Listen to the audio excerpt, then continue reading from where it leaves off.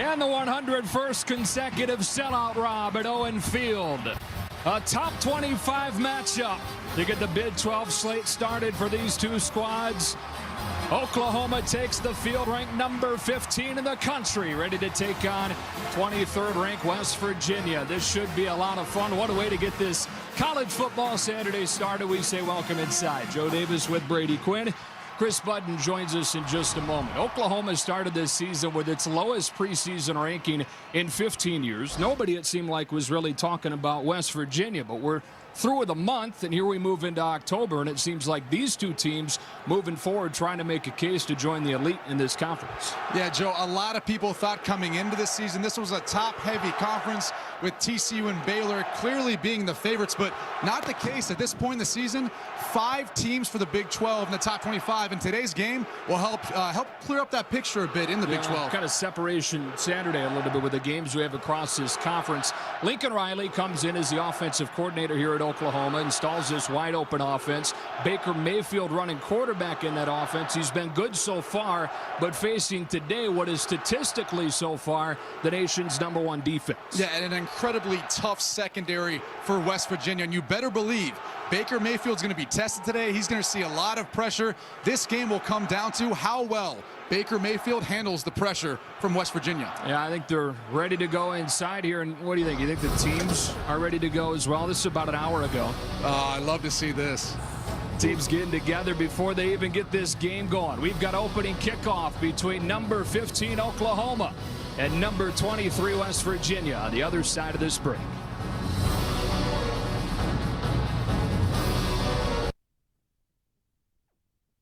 One play to the side. Boykin throwing. It was pulled in. Green caught it. Dude, you don't believe it. Kansas State heads on for the winning triple overtime. Pistols firing. Touchdown Oklahoma State. Beautiful grab by Corey Coleman. Touchdown West Virginia. Touchdown Seward. What a start to this Big 12 season it's been. FS1 College Football is presented by Geico. And what a big Saturday this is to separate things near the top of the conference. These two unbeatens get it started. TCU tries to take down Texas in Fort Worth. Going to be a lot of points between Tech and Baylor. And when we finish here on FS1, it's K-State and Oklahoma State. Let's go down to Chris Budden. Well, Joe, you can find branches of the Mike Leake coaching tree all over the country. And today you'll see two on the sidelines facing off. Dana Holgerson was the offensive coordinator under Leach for several years, while Lincoln Riley was an offensive assistant. Riley told us yesterday that him and Holgerson used to sneak off into the rooms and develop new offensive schemes to pitch to Leach, and then Leach quickly threw those out the window. But since then, the two have gotten a chance to modify their own versions of the air raid offense, which you will see displayed out here tonight. They are two of the top 15 offenses in the country. There's Bob Stoops, 17th season at Oklahoma, Big 12 titles in 8 of his 16 years here in Norman. West Virginia won the toss. They'll receive. Gary Jennings goes back with Shelton Gibson.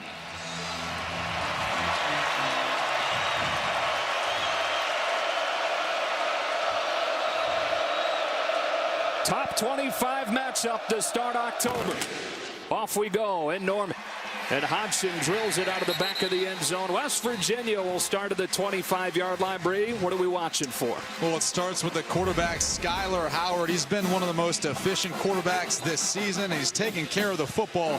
And one of the guys he's going to be looking to make those explosive plays is going to be Shelton Gibson on the outside. He is absolutely a terror once he gets the ball in his hands. You know, one of the common misconceptions about this West Virginia offense, because like Chris said, it comes from the Mike Leach tree, is that they're all throwing the ball, but this is a 60% run offense. But Howard has Wendell Smallwood behind him to get us started.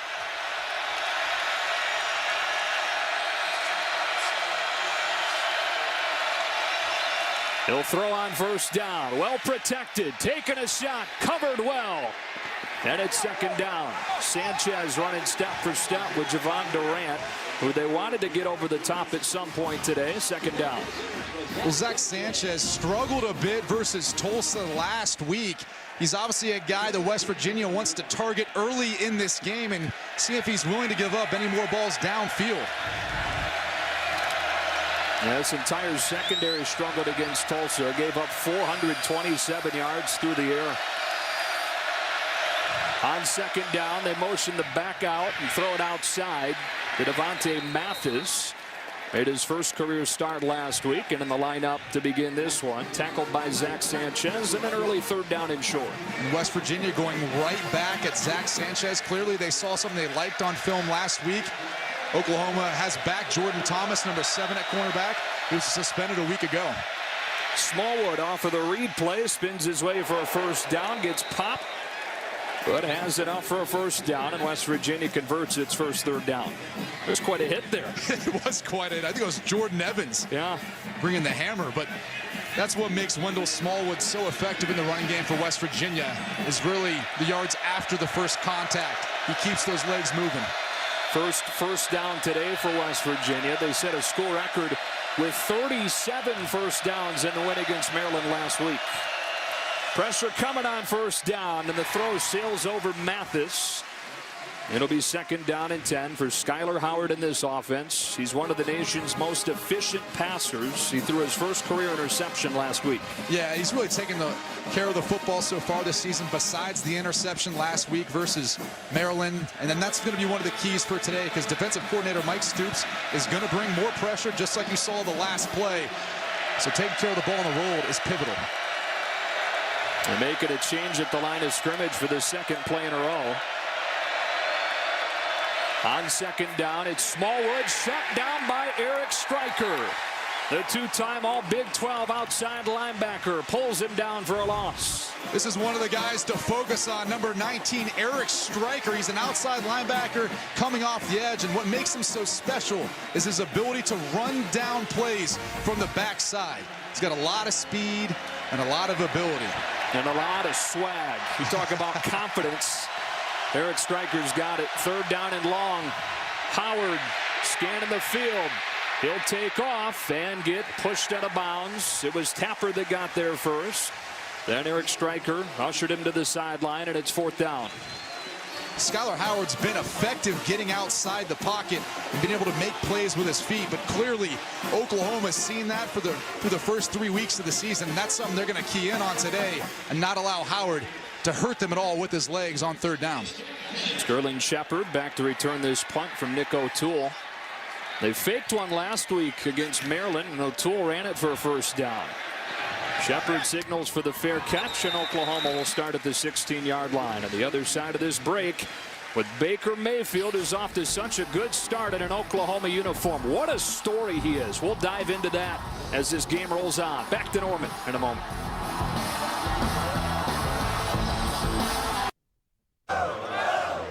One of the reasons people don't like the early start times is they argue that the crowds aren't as fired up, but it's been a great atmosphere in here over the first couple of minutes. Oklahoma ready to take the field offensively. Brady, what are we watching for? Well, Baker Mayfield's been absolutely electric so far this year, not only through the air, but on the ground with his legs. And he's got a solid 1-2 punch in the backfield with Pirine and Mixon, and they're going to help take some of the pressure off of Baker Mayfield with providing balance to this Oklahoma offense. It was Pirine's breakout game against West Virginia last year, but the question today is, in this new system with Lincoln Riley as the offensive coordinator, more of an air-oriented attack, how willing are they to try and pound West Virginia?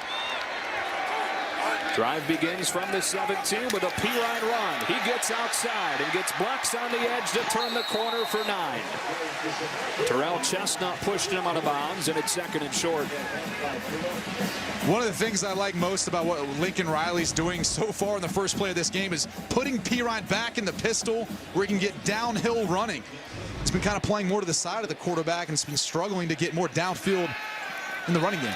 Mayfield strong arm to the outside and has D.D. Westbrook, one of the nation's top JUCO transfers, with a gain of 19 and an Oklahoma first down.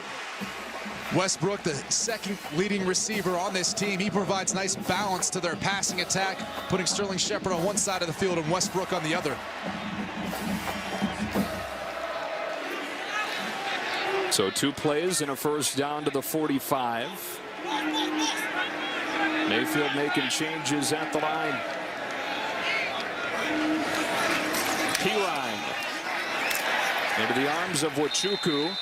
Part of this West Virginia defense, and granted it's only 3 games and the competition's not been good, but this defense, #1 in the country under Tony Gibson in forcing turnovers, #1 in the country in points per game. Well, that's what happens when you apply pressure, and that's what defensive coordinator Tony Gibson likes to do. He brings a lot of pressure and a variety of looks as well.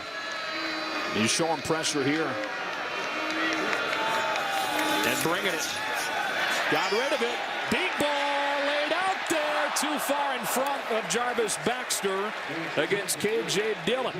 And it's 3rd down and 9. Well, we talked about it coming into the game. There's all these guys up around the line of scrimmage. They're going to be bringing the heat on Baker Mayfield.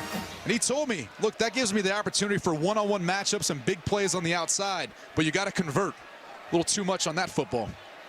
Now, one of the reasons, Brady, West Virginia can bring the pressure is because they're as good as they are in the back end. A very experienced back end and secondary, and you have playmakers like Carl Joseph. That helps out a ton. On 3rd down and 9, they bring only 4. Mayfield took his eyes down early and thrown down back at the 40-yard line by Darian Howard. And 4th down coming up, so this West Virginia defense stands tall on the first possession. Well, we saw an all-out blitz on the last play. Now West Virginia only rushes 4, and Darian Howard's able to find his way to the quarterback, his 2nd sack of the season. It's a very athletic group they have for West Virginia up front. They mix them all in. Is that a design draw, or did he just take his eyes down early? Looks like he took his eyes down early. Yeah. Dillon back to return this punt. It's a good one. And he's swallowed up at the 5. Eric Stryker getting it done on special teams as well. Both defenses forcing a punt on the opposition's first possession. So we get things going in Norman. What better place to start the college football Saturday? No score in this top 25 matchup early on.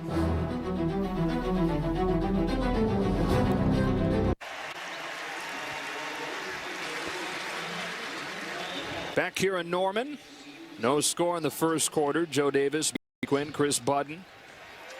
On a beautiful day for football. Big 12 opener for these two teams. West Virginia facing its biggest test yet in its first road game. And the first of 4 against teams currently in the top 25. Oklahoma tries to start 4-0 on what they hope is a bounce back year after that disappointing 8-5 season last year. Backed into their own end. West Virginia gets it going with a Howard run. Read his block well and got 5. He runs better than people give him credit for. Yeah, much better than people give him credit for. He's not the fastest guy, but he's very decisive when he does decide to run, and he knows where he's going. And he gets help. The outside wide receivers do a good job blocking downfield.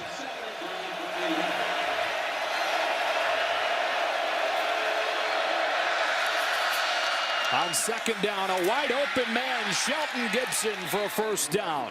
Gibson putting together a breakout season as his first catch today. Yeah, and he had big shoes to fill with the loss of Kevin White, obviously first round pick to the Chicago Bears. Again, Gibson's really stepped up.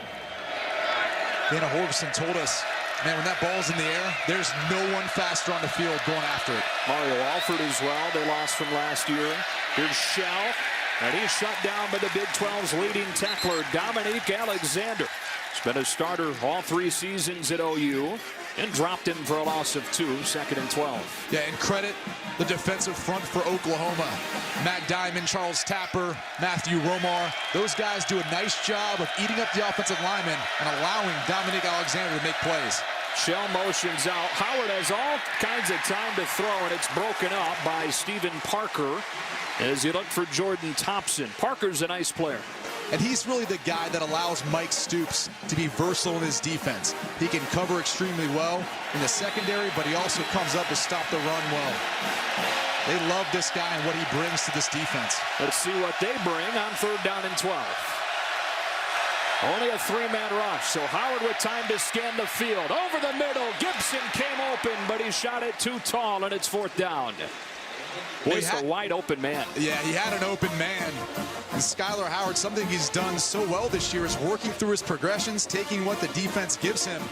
In this case, just got a little bit out of rhythm and threw the ball a little too high. Gibson can usually bring in those high balls, but not quite that high. Yeah. Second punt already for O'Toole. Sterling Shepard waits back on a line drive that should give him a chance. Shepard from the 17. Turns the corner, takes it across the 25. It was a 55-yard punt for O'Toole, one of the best in the Big 12 this season. You know, Oklahoma's got those nice unis on today. Some of the progression of those uniforms through its storied history. FS1 college football is presented by Geico. Oklahoma is ready to take the field for its second possession here in year one under Lincoln Riley, a 32-year-old offensive coordinator who's installed his system here. And boy, was he impressive coming from East Carolina, excuse me. 5 seasons there, 50 team and individual records. One of the top passing offenses in all of college football during his tenure there. They're coming off a game where they had 773 yards against Tulsa. It was the most at Oklahoma in 27 years. On first down, he looks to throw. Taking a deep shot. Micaiah Quick with his first catch of the season. He's the guy that emerged last year, but has gone the first 3 games without a reception until now for 32. They were working on number 9, K.J. Dillon for West Virginia. Very similar to Stephen Parker for Oklahoma. This guy makes the West Virginia defense work. He's very versatile in pass coverage and stopping the run, but got beat there. First down from the 40. Fake the P-Ryan. They pump short. And zip back shoulder for Quick again. He's got it. First down inside the 20. And Oklahoma will hurry to the line, assuming that West Virginia, they want to take a look at this. As it stands, 23 yards. This is all Baker Mayfield anticipating the hole in the zone coverage. Chestnut just can't get there in time.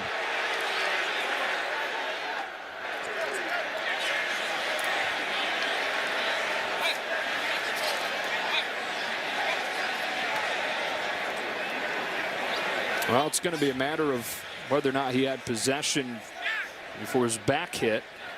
The key part to this is it was called a catch on the field. Has to be indisputable evidence that proves that he was out of bounds before he maintained possession of the football. So he qualifies for the catch in bounds by having both feet down, but was he on the sideline, any part of his body when that ball was possessed? His hip or his shoulder might have touched down. Alan Eck, our referee, dialing in, trying to figure out what's going on. And I'm sure Mike Pereira back in Los Angeles, our rules expert, has an opinion on this one for us. What do you see, Mike? You know, we talked a lot about this week, actually, about having indisputable visual evidence to overturn, going beyond a shadow of a doubt. What you want to look here is the left hip, the rear end, whatever you want to call it. Is it out of bounds at the same time that he touches the ball? Does he get possession of it first? And you take a look here. Now, the knee was in bounds, but it looks to me like the rear end, the butt is down. However, let's get to where replay was, because we had some situations last week in college football where they overturned things without indisputable visual evidence. So I'm sure they're taking a look at this now to see if there is. You know, to me, it might be one of these that stands, although if I had to make a judgment on it, I'd say that the left hip is down. So, Mike, you're saying that it should be overturned and should be incomplete? Yeah, I mean, that's basically, yes. I would say if I had to call it on the field, I would call it incomplete. But Brady, I think there was a notice that went out this week. First down. Go ahead, Mike. And that's where they are. That's where they are in college football right now, where they're going to let it stand unless it's absolutely indisputable. And I can't blame him for that. Yeah. All right, Mike, we appreciate the insight on that. So it stands as a 23-yard completion.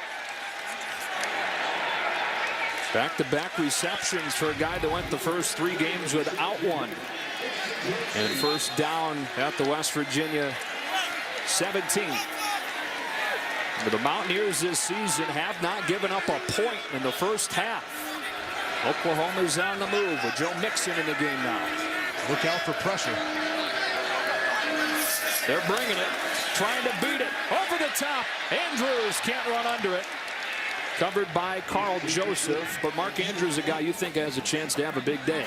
Yeah, I think his matchup and his size over most of the secondary defenders for West Virginia proves to be a bit of an advantage, but again, not quite as experienced as the secondary is going up against. One of the nation's most experienced groups in the back end for West Virginia. Nixon motions out. Mayfield looks his way. Over the middle. There he is. It's Andrews for the Oklahoma touchdown from 17.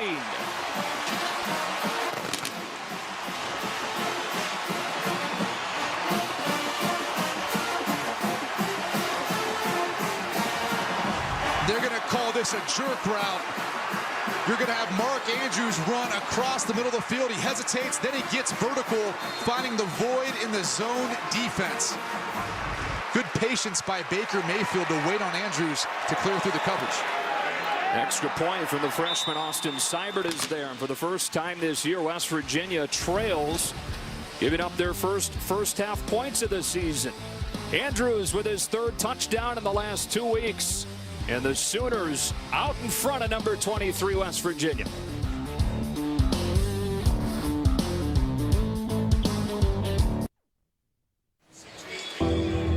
Five Heisman winners here at Oklahoma. This place loaded with history. A ton of history. Most recently, Sam Bradford, buddy of mine, quarterback in the Philadelphia Eagles. You know, he's one of those prolific quarterbacks here at Oklahoma, along with Jason White. Josh Heupel was second in the Heisman running during that national championship year. But Baker Mayfield, boy, he brings a whole different element, you know, to this Sooner offense with the way he's able to pass, but also affect teams with his legs. They move quickly there, moving the length of the field in 4 plays for the game's first score. Nick Hodgson, how about those locks? That's where his strength comes from. Second in the country in touchback percentage. Don't ever cut him off, Nick.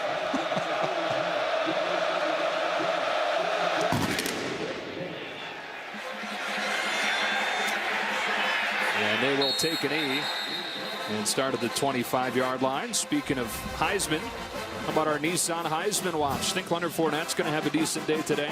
He might. He's going up against one of the worst rushing defenses in the country in Eastern Michigan. Ypsilanti, near your parts. But I can only imagine the numbers he's going to put up after his record-setting performance so far this year. Some other guys who got a chance. Nick Chubb, he's got a tough one today. I think a big game versus a very formidable opponent in Alabama could go a long way.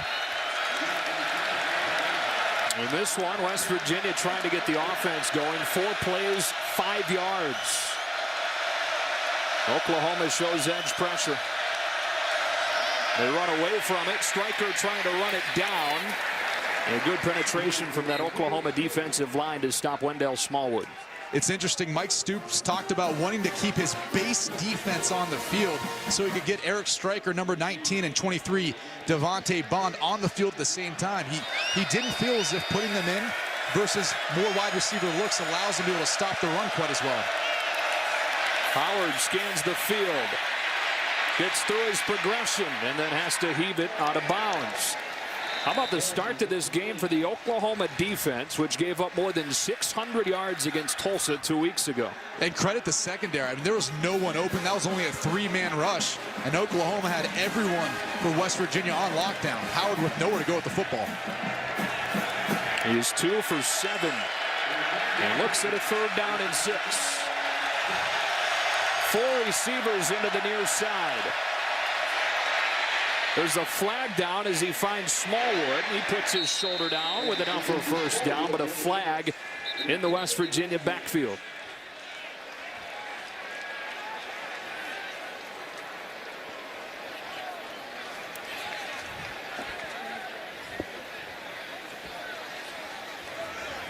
Personal foul, hands to the face, number 92, defense. 15-yard penalty enforced from the end of the run, and an automatic 1st down. Matthew Romar gets called. The drive extends for West Virginia.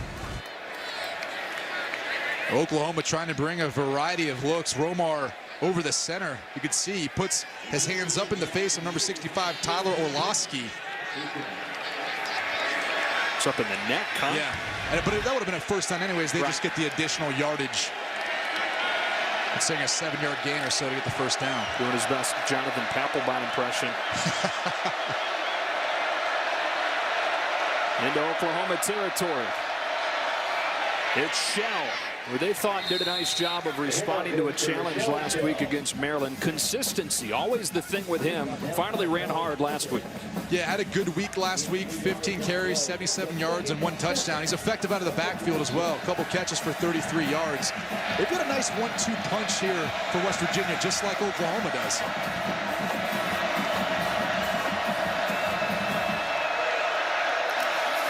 They fake the shell, and on the boot, there's room. Nice job by Jordan Thomas to shed the block of Shelton Gibson. If Gibson had gotten the block, there was nobody out there. Yeah, usually the wide receivers for West Virginia do a nice job of blocking on the perimeter to allow the running backs and even Skylar Howard to get downfield. That time, Oklahoma defense did a nice job of getting off and getting a stop. 3rd down and 2 for West Virginia.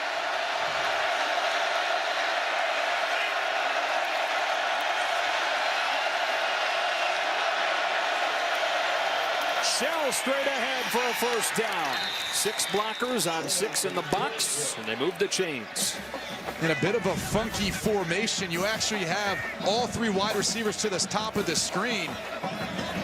And Russell Shell's just going to take the ball to the open side. You really got to credit the West Virginia offensive line. They do a nice job of getting movement up front. Howard in rhythm, double clutches and throws an interception. It's Jordan Thomas. Only the 2nd interception this season for the Oklahoma defense, and it comes from the sophomore from Klein, Texas. One of the hardest things to see as a quarterback is the backside coverage following into this play, and Jordan Thomas is just going to read the Skylar Howard's eyes and fall right back into this interception. Howard double clutches. You can tell he knew it was going to be a tight window. He just never saw Jordan Thomas falling back into the throw to shorts. And turnover margin has been the biggest story this season for West Virginia. They enter this game #1 in the country in that category. That is only the 3rd takeaway for the Sooners. See if they take a shot off of the takeaway. Instead, they pound away with Pirine, who's hit in the backfield and dropped. Eric Kinsey, senior defensive end, with a tackle for a loss of 1. Kinsey out of Miami, Florida. One of those guys that they go down to Florida and get. West Virginia does a nice job recruiting in Florida, Ohio, Pennsylvania, New Jersey. It's definitely a contrast to the rest of the Big 12 schools being mostly in the state of Texas.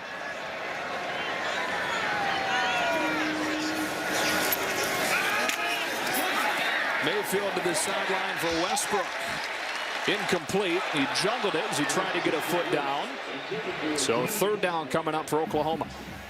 Well, number 11, D.D. Westbrook, has a lot of shake to him. He's working against West Virginia's best corner in Darrell Worley, but leaves him in the dust. Just can't get the ball with possession in time to get his feet in bounds.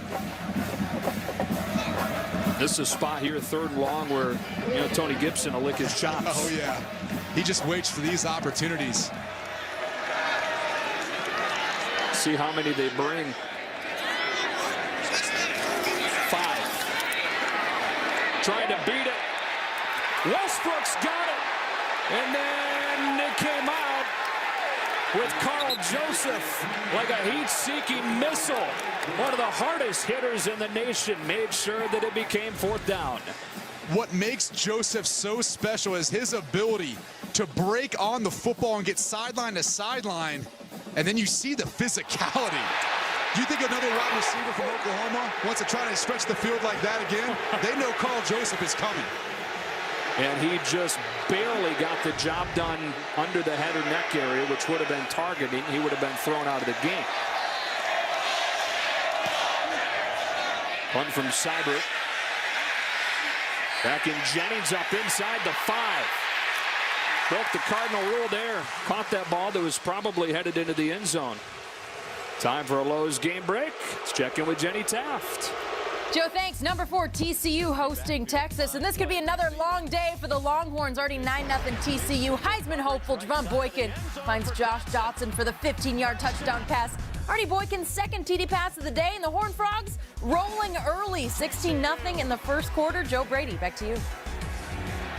And overcoming all those injuries, shutting Texas out in the early going. Yeah, a lot of injuries on defense. Then last week we saw firsthand a lot of injuries on offense, in particular to the wide receiver position. Boykin just putting that team on his back right now. So West Virginia, which is averaging 43 points per game coming into this one, top 15 in the country, trying to get it going. Out of a bigger set. Russell Shell behind Elijah Wellman for a gain of 4. Everyone wants to talk about Dana Holgorsen being a spread guy. Look at the power I formation. They've got Cody Clay and Elijah Wellman in the backfield. And they help pave the way with that offensive line. Get some push up front. It's nothing but power football. That's not the spread. Yeah. Old school that time. Here's a boot from Howard. He'll take a shot. It's a deep ball and it's incomplete. Wanted Durant again. And a couple of times, Sanchez has remained step for step with Durant. Yeah, he has. It looked like Durant hesitated a bit as he releases upfield on his route. I don't know if he was necessarily using all that speed. Dana Holgorsen told us he's the fastest guy by far on the team. Now, Shelton Gibson would like to argue otherwise, but he said when we time our 40s, it's by far and away Javon Durant. Oklahoma with a chance to win the field possession battle. 3rd down and 6. And from the 14 against pressure. Howard in trouble. And he threw it away. But they'll mark him down. Stephen Parker out of the secondary came on the blitz and forced 4th down. We talked about Stephen Parker earlier. He does a lot of different things on this defense. He's going to chase down Skylar Howard from the backside. No one for West Virginia was able to get to him in protection. Could just try, but can't quite get there. And Howard wisely gets rid of the football. But they will say that he was down before he did. And so they'll have to punt out of their own end zone. Holy cow, that ball is drilled. Shepard back to the 32. Shepard with some room. Shepard with a cut. Sterling Shepard into West Virginia territory. Navigating his way to the 41 on a 26-yard return. Our college football doubleheader continues next here on FS1. K-State taking on 20th ranked Oklahoma State in Stillwater, with the Cowboys trying to stay undefeated. Both those teams looking to stay undefeated. Then tonight on Fox, Arizona State and UCLA, number 7 in the country. We saw them a couple of times over the first few weeks of this season. They've been able, despite a few key injuries, to remain unbeaten. Yeah, particularly because of that running game. Paul Perkins and Nate Stark, Soso Jamabo, all those guys in the backfield really helping out the freshman quarterback Josh Rosen. Great field position for Oklahoma after that 25-yard return from Sterling Shepard. Daniel Brooks in the game at running back. He's in pass protection. Mayfield time to throw. Now he'll take off. He's dangerous, improvising. And as a solid first down game, they spot him right at the sticks as he shows some of that scrambling ability. He might have had a shot at Sterling Shepard. He kind of settles in the zone coverage. Mayfield doesn't like it, and this is where he's dangerous. He adds that different element to this Oklahoma offense that some of the most prolific quarterbacks here haven't necessarily had in recent history. There are flags down in the defensive backfield.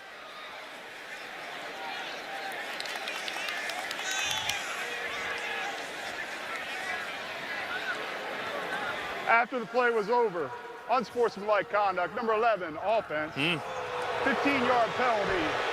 It's 2nd down. That was number 11's first unsportsmanlike foul. That's significant because if he gets a second, he's thrown out of the game. D.D. Westbrook moves him back 15. It looks like right there, D.D. Westbrook takes a bit of a cheap shot at Darrell Worley in the back end. Got 8 officials now on these crews. They're going to be able to pretty much see everything for the most part.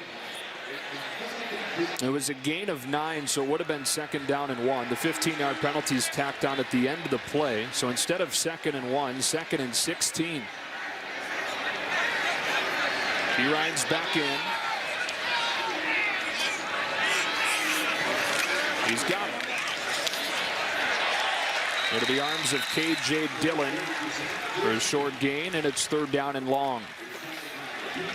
Samaje Perine with a little better hold there on the left side of the offensive line. A little change up this week. Derek Farniok playing a left guard, and big Orlando Brown. They call him Zeus because he's so big. 6'8", 342 pounds. They get a lot of push on that left side of the line. If you're Tony Gibson, you might want to be leery of bringing too much pressure. The secondary has gotten beat a few times now for West Virginia. Here's some pre-play movement. Joe Mixon next to Mayfield on 3rd down and 12. They rush only 3. Scanning through 8 in coverage. Mayfield taken off. And he gets nowhere close to the 1st down. Muldrow popped the ball out of his hands, but out of bounds. And that penalty, when it would have been 2nd down and 1, makes the difference on this drive. Yeah, that really hurt him, but you got to credit West Virginia. Dropping 8 into coverage, really nowhere to go. They call this 3 cloud because they keep Chestnut over in the curl flat area. They're going to put Askew Henry over top. That's what they call a cloud, and it really just muddies up the zone coverage, and it is able to cover down a lot of the wide receivers releasing downfield for Oklahoma.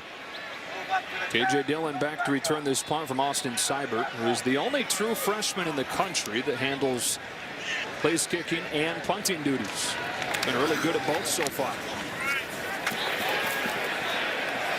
This one not as good, angled out of bounds.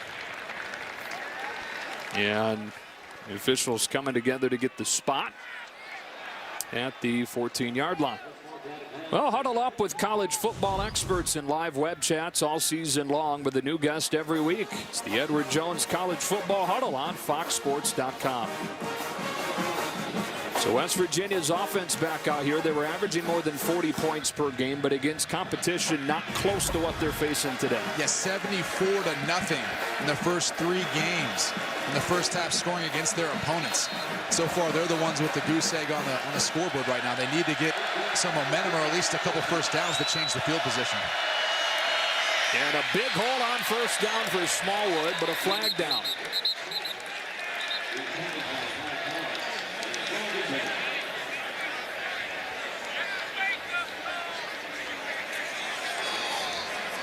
Personal foul. Hands to the face. Number 92, defense. 15-yard penalty enforcing the end of the run. 1st down. Second one we've seen on Romar. Romar's right here on your screen. Again, 2nd time this has happened against Tyler Orlowski. And the reason that those personal fouls combined for Omar don't include an ejection is because they were inside the play. If they have 2 post-play unsportsmanlike conducts to be ejected. Smallwood hit in the backfield, spins off contact and gets 4 or 5. Charles Tapper finished him off. What a nice job to turn nothing into something. Yeah, unbelievable by Smallwood. I mean, the coaches had nothing but amazing things to say about this kid. He's smart, he's tough, he just has the right demeanor every time he's running the football. Howard pulls, Striker's so athletic, stays right with him. No gain, and it's 3rd down. Skylar Howard was trying to read number 19, Eric Striker there. That's a poor read if the guy who you're reading actually ends up making the tackle in the zone read. Personal foul. Face mask. Number 19, defense. 15-yard penalty from the end of the run. 1st down. Another 15-yard penalty on Oklahoma. Well, watch Eric Striker right here coming off the edge. This is who Skylar Howard wants to read in the zone read scheme. And if he's the guy who ends up tackling you, you should probably hand that football off. But fortunately for Howard, he had a face mask. Baited him a little bit, didn't he? I don't know about that. I think Striker was just trying to grab anything he could to get him down. I'm talking baiting him to pull. Oh, no. 4 15-yard penalties on Oklahoma. He does give this time, and Shell hits the hole hard for a 1st down inside the 30. Russell Shell for a run of 16 yards before Sanchez brought him down. Defensive coordinator Mike Stoops brings a blitz from the field, and what that does is creates a seam for Russell Shell and the West Virginia offense on the right-hand side. Nice job by Kyle Bosch and Marcus Lucas up front, creating a running lane. They lined Elijah Wellman up at tight end here. And flags come in late. There's another 15-yard penalty. This one will go on Charles Tapper and will be the 5th on Oklahoma in this first quarter. There was also a flag at the start of the play, which is either going to be a false start or an offsides, depending on whether or not Tapper was drawn off. Offside with contact, number 91 defense. 5-yard penalty. Unsportsmanlike conduct, number 91 defense. We're throwing the quarterback to the ground. Half the distance to the goal. Automatic first down. I mean, holy cow. First, unsportsmanlike foul. And Charles Tapper is a guy that they're really looking forward to picking up his play. Mike Stoops talked about the fact that he's a guy that we need to create more pressure in the passing game, but it has to be in between the whistles, not after them. Or before them, for that matter. 6 penalties for 80 yards in the first quarter. First down and 10 from the 11. West Virginia threatening. It's Shell. Down to the 5 or 6. They can get a first down here. The marker is inside the 1. It'll be second down and 5 as this first quarter clock winds down. West Virginia brings in number 28, Elijah Wellman. He's their fullback, guy responsible for helping to pave the way for these running backs, in particular down the red zone where they really like to run the football. Shorts goes in motion. And Devontae Bond stops Shell to bring this first quarter to a close. It's 7-0 Oklahoma, and it'll be third down and 4 for West Virginia at the Oklahoma 5. And the other side of this break in this top 25 matchup at Memorial Stadium.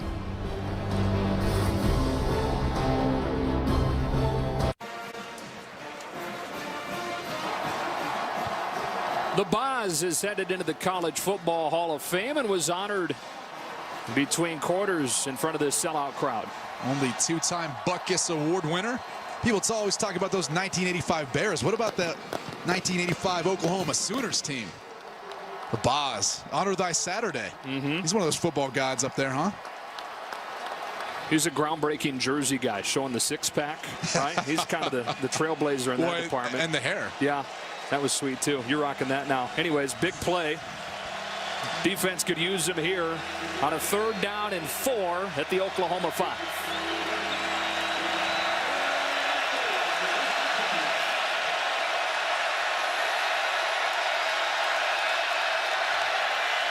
Downhill, Shell behind Wellman. He's in. Touchdown, West Virginia. As they go downhill with Shell behind the fullback. Old style football right there for the Mountaineers. Old style, and it starts up front with the offensive line for West Virginia. Then also number 28, Elijah Wellman, following in the footsteps of one of the West Virginia fullback greats, Owen Schmidt, helped paving the way for Russell Shell to elevate and get over the top. For his third touchdown of the season. And Josh Lambert on to try and even the issue at 7. It's a play call of a team confident in its offensive line. Third down and 4 at the 5, and they go right straight ahead. They've played well this season. Yeah. You got to give the offensive line for West Virginia credit. Lambert ties it at 7. Russell Shell, the Pitt transfer in his second season at West Virginia. Coaching staff challenged him a couple of weeks ago, said be more consistent, run hard, use that power, physical running game, and he did to reach pay dirt and tie the score.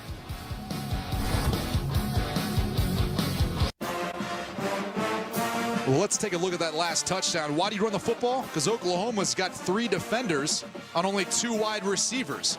So we're going to go ahead and run the football with Elijah Wellman clearing the way for Russell Shell to get in the end zone.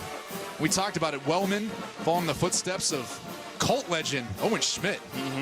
That was an absolute animal for West Virginia during his time. And Wellman's got nice hands out of the backfield. Really a solid fullback option for West Virginia.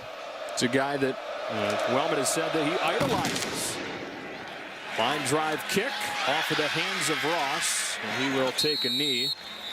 And speaking of Owen Schmidt, he was a little bit out of his mind, wasn't he? In the best way. Yeah, this is part of his, I don't know if that's a warm-up routine or a celebration, but you just see the tenacity, and that's what it takes to be a fullback in college football. It's about toughness. I don't know if you use your helmet in that way, but you definitely got to use it to help pave the way for your running backs. Targeting on himself. He used to hit himself so hard. He'd make his nose and his forehead would bleed. It's whatever it takes to get you ready. Yeah. I tried it with my headset, but it's kind of flimsy. It didn't do much. Didn't really get me going. 7-7 game, 25-yard line. Baker Mayfield in this Oklahoma offense against the nation's #1 defense in the month of September. Play action on first down. Looking over the top on the post pattern. Worley in coverage. Westbrook fought through him for the catch. First down inside the 35 on a completion of 42 with a flag down.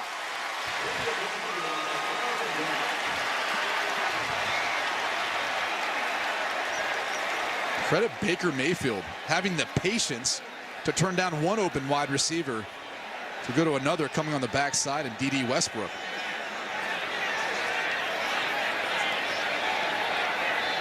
Busy day so far for Alan Eck. Pass interference, defense. The penalty is declined. The play resulted in first down. Number 7, Darrell Worley in position, but just too much contact towards the end before the ball got there. We've seen Oklahoma take several shots against this aggressive defense so far. From the 33, Mayfield with a straight drop this time. Underneath it's Pirine, and he's pulled down by Jared Barber, who's back after missing all of last season with a knee injury. 42 and white.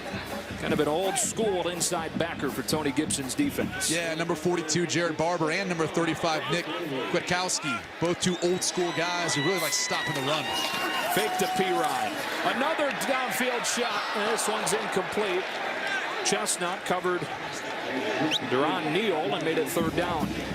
Neal didn't leave too much room for Mayfield on the sideline. A small window really been to hit him up the sideline. Chestnut and tight coverage. A 3rd and 5. This is the area of the field where sometimes defensive coordinator Tony Gibson likes to bring all-out pressures and blitzes and put it on his secondary to get the stop. It would be a 45-yard field goal from here, which would be Austin Seibert's career long. He does bring heat. Mayfield gets rid of it. Broken coverage. Touchdown, Sterling Shepard. West Virginia gambled, and Oklahoma made him pay to retake the lead from 28.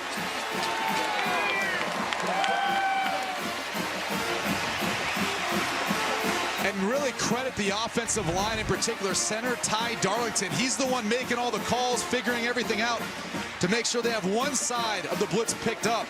And Mayfield does his job. Hangs in there tough. Takes a little pop after the play, but finds Sterling Shepard downfield. Joe, it's tough to keep your eyes downfield when you know you got a free guy coming. Extra point added as Sterling Shepard finds the end zone for the 3rd time this season.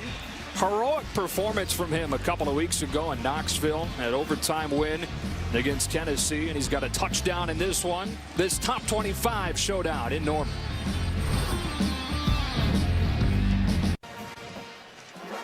Sterling Shepard with a touchdown catch.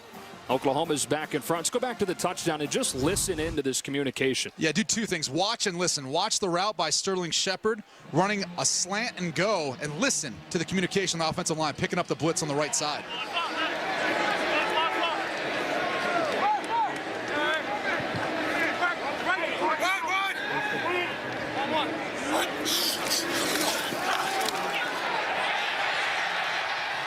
That's how you beat the blitz, right there. Communication, everyone being on the same page up front, and then a quarterback who has the guts to stand in there, keep his eyes downfield, make the big play. How about the work from our audio crew? Pete Clark in the truck, Craig Lennox up here. They're all over it. Those great sounds of this great atmosphere.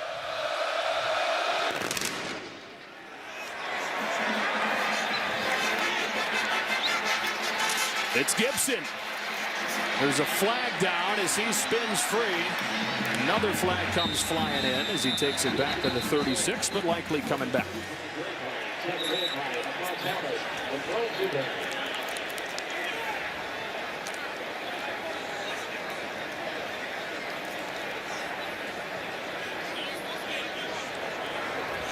During the return, holding, number 30, receiving team. 10-yard penalty for spotted foul. First down. So they move him back. Let's check in with Jenny for a game break. Joe, thanks. Number 2, Michigan State hosting Purdue. R.J. Shelton finds some room to take it in for the 23-yard touchdown for the Spartans. Michigan State has won the last 6 meetings between the two teams, and they're off to a good start, up 21-0 in the second quarter. Joe Brady, back to you guys. Not many challenges for Michigan State until that big matchup versus Ohio State coming up in a few weeks.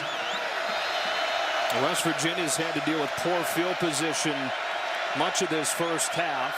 More than half of their last drive was off of Oklahoma penalties. Wendell Smallwood gets chopped down by Stephen Parker, who already has a sack to his credit today. Gain of 1, 2nd and 9. When you have that fly motion, they call it, coming across the formation, it's hard for a player like Parker to discern whether or not it's a run, a pass, and who's getting the football. Nice job by Parker identifying quickly who had the ball and making the tackle. Here comes Stryker. He gets the sack with a flag down that'll likely be holding on the left tackle, Yadni Kajust. Holding, number 55, offense. The penalty is declined. It's third down. Number 55, Yadni Kajust, has struggled a bit this year, in particular in pass protection. Eric Stryker, one of the better rush outside linebackers coming off the edge, was able to get low down around the edge and get to Howard. They decline the holding call and make it 3rd and 21 in front of the student section. And this is where really the Oklahoma defense likes to set Eric Stryker loose and get after the passer, play coverage on the back end.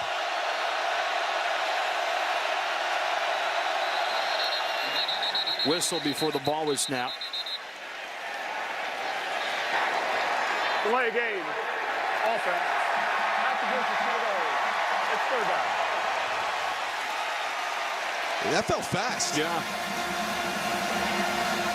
Clearly, Dana Holgerson thinks that the play clock wasn't reset, and I might agree with him. It just felt a little fast. That's that quarterback spidey sense.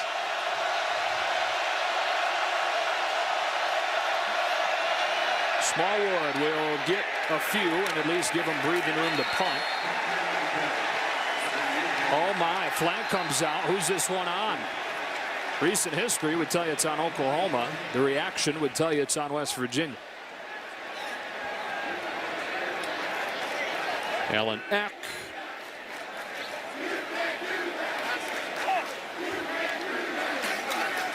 And West Virginia's offense walking off of the field. This is going to be on the Mountaineers. After the play was over, personal foul, late hit, number 57, offense. After this to the goal, the down count, it's 4th down. So much for that breathing room for the punt. Yeah, Adam Pankey, redshirt junior for West Virginia. Little extracurriculars there at the end.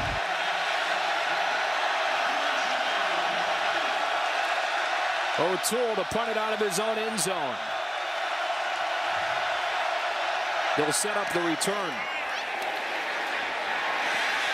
And that one goes into the first row. Where will they spot it?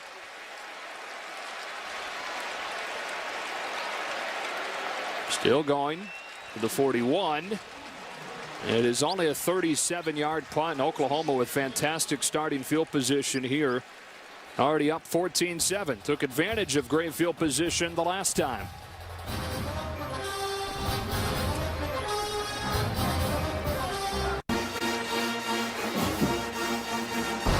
FS1 College Football is presented by Geico as we welcome you back to Norman, Oklahoma. The Sooners trying to jump out in front by 2 scores. Excellent starting field position at the West Virginia 41. Third time that they've started a drive in West Virginia territory today. It doesn't matter if you're the first-ranked defense in the country or the 125th-ranked defense in the country. Not going to be easy when you're backed into your own end like this. Flag comes in as Pirine gets shut down for a loss. KJ Dillon was the first one there. Holding, number 36. Offense, 10-yard penalty. Replay, first down. 7 penalties for 85 yards on OU. Yeah, Nick Kwiatkowski comes off the edge. And Oklahoma really didn't have anything else to do. Kwiatkowski would have blown up that play in the backfield. Their leading tackler for the 3rd straight season. Oklahoma has scored a touchdown on more than half of its possessions since that big 4th quarter against Tennessee after a slow start to that one in Knoxville. Been clicking since. Only 3-man rush. So Mayfield with time to scramble and run it out of bounds past the 50. Had a short gain and it's 2nd and long. Carl Joseph there to angle him out. Let's get a little chippy out there. Number 9, KJ Dillon. Up in press man-to-man coverage versus Sterling Shepard. Gave him a little something extra there. Watch right here in your slot. Fakes the blitz and then a little shove out there.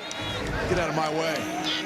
They were chirping before the game. They now were. It's getting a little bit more intense down there on the field. I was worried. You went down for your pregame visits on the field. I thought you were probably in the middle of it all day, and Mayfield with room to take off and slide down. And Kwiatkowski, it was almost as if midway through that lunge, Kwiatkowski remembered he's defenseless. I can't hit him. Well, Baker Mayfield does a nice job of trying to sit in the pocket. That's just too much green grass not to take advantage of his athleticism. You said it, Nick Kwiatkowski. No one wants to allow that guy to get a full head of steam coming downhill and get a hit on you. Including West Virginia, because that likely would have been targeting sliding quarterback defenseless.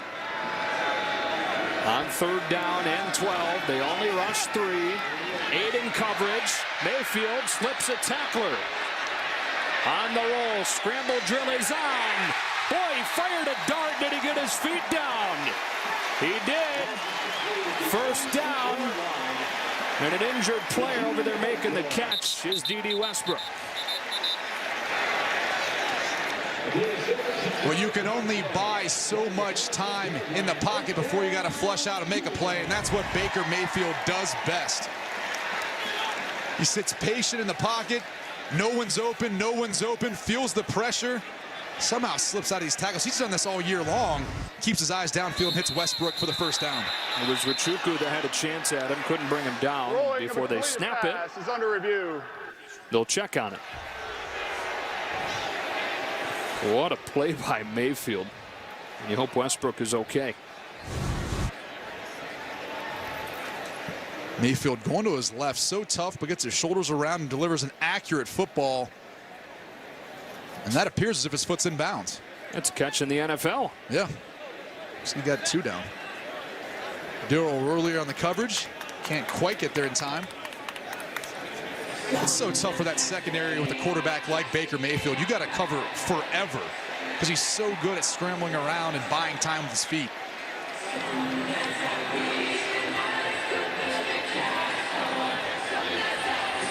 And this call should be confirmed quickly.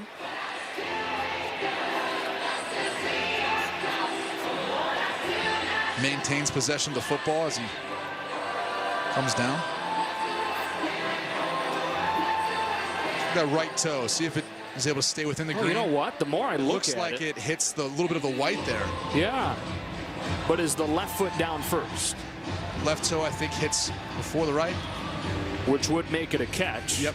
If he has possession when the left foot hits. After further review, the ruling on the field is confirmed. Okay. Completed pass. We got there. Eventually. Yeah. These guys got their work cut out for them today. Yeah. all these penalties and close calls. 10 penalties combined. Baker Mayfield continues to show off on the move. That's what makes him so tough to defend. It's when things break down. That's where the brilliance of Baker Mayfield comes into play, and this Oklahoma Sooners offense has really benefited from it early on this season. Daniel Brooks was late getting in the game at running back. 10 men up within 5 yards of the line of scrimmage. Brooks motions out. Mayfield feels the pressure. Good feel in the pocket. And he throws it away with that pocket breaking down. Credit number 93, Kyle Rose, busting through the line of scrimmage early with matched up with left guard Derek Ferniak. Penetrated early, forced Baker Mayfield to get outside the pocket, and the rest of the cavalry joined in.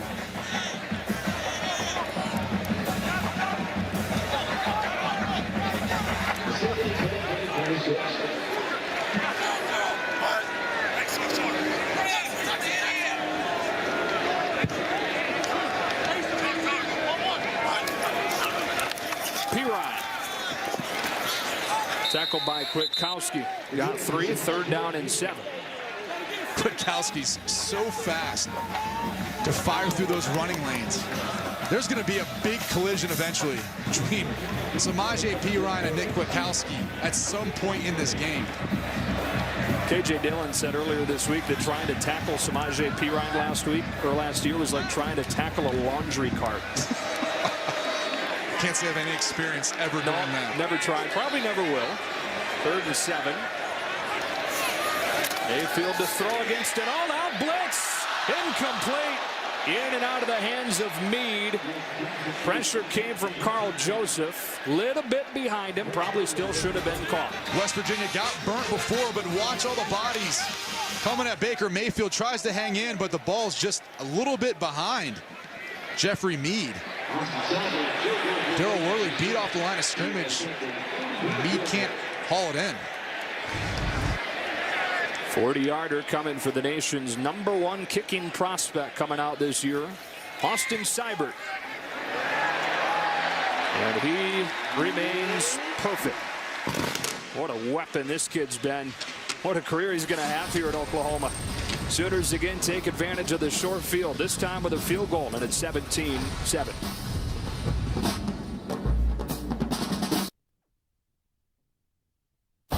Coming up on the State Farm halftime, we highlight Texas's continuing woes with #4 TCU. Highlights from the 4-ranked Big Ten teams in early action, and we look ahead to our next FS1 game. 2 more unbeatens on the docket, K-State and Oklahoma State. Joe Brady, see you at the break. Separation Saturday in the Big 12. You and I try to work the pocket square game, but Rob always one-ups us with those tie bars. That sets the whole thing off.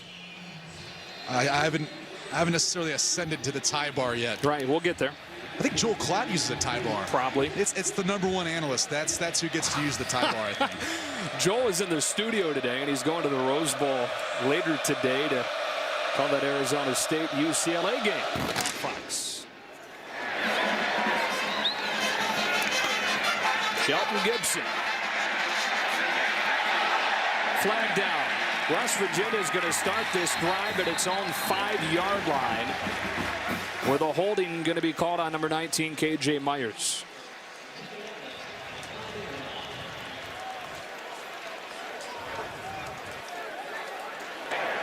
During the return, holding, number 19, receiving team. Half the distance to the goal from the spot of the foul. First down, West Virginia. These Mountaineers facing their biggest test yet. It's their first road game, and as the standings, or as the polls are right now, this is the first of 4 straight against the top 25 this month. Yeah, if you can win today and the next 3 weeks after that, you deserve to be the Big 12 champ, because that is an absolute gauntlet. Went to Waco and Fort Worth versus Baylor and TCU, and Oklahoma State next week. This is the 4th drive that started inside their own 20. Shell, not much there.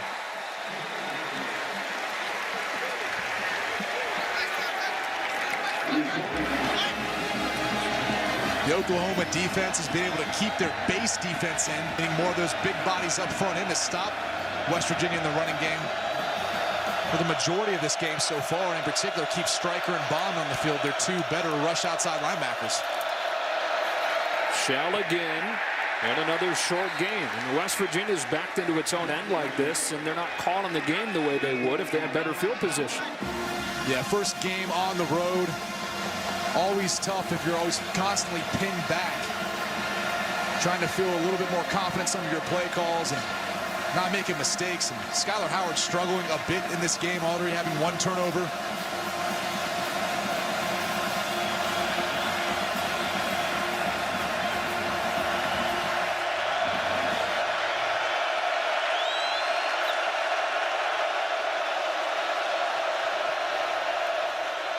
Against a four-man rush, Howard finds an open window for a big first down to Devontae Mathis. What a huge completion right there. A huge completion, credit the offensive line, but Skylar Howard working through his progression. He's going to look to the left part of the field, then over the middle, and finally comes back to define Devontae Mathis for the big conversion. Shell in no room.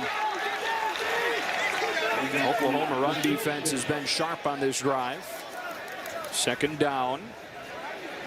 There's certain things Dana Holgorsen does to really help out the quarterback in identifying coverages, and in particular it's formationing plays to give him answers, whether it's man or zone coverage. And you can see three wide receivers to the top of your screen, the tight end down low. That gives you a man zone indication. Helps out your quarterback in his pre-snap, post-snap reads. They're in man here, but it's a run play, so not as big of a deal as Smallwood crashes forward to set up 3rd and 5. Still helps to clean up the box count, understanding how many guys that you can block in the run game. So even helps out with the run game as well and identifying things. And that's part of the reason why I feel like Skylar Howard's been so effective this year and why Dana Holgorsen's been able to put up so many points, so many yards and numbers throughout his time as a coordinator. Converted to 3rd down and long to begin this drive. Now they look at 3rd and 4. Again, well protected. Howard to the sideline. Mathis again, but a flag down. He had a lot of room. Did he push off?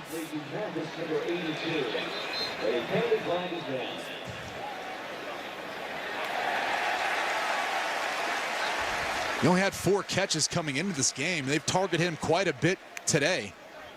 It's still the first half. Pass interference, number 82, offense. 15-yard penalty from previous spot. Replay. Thought that looked like a lot of space for him.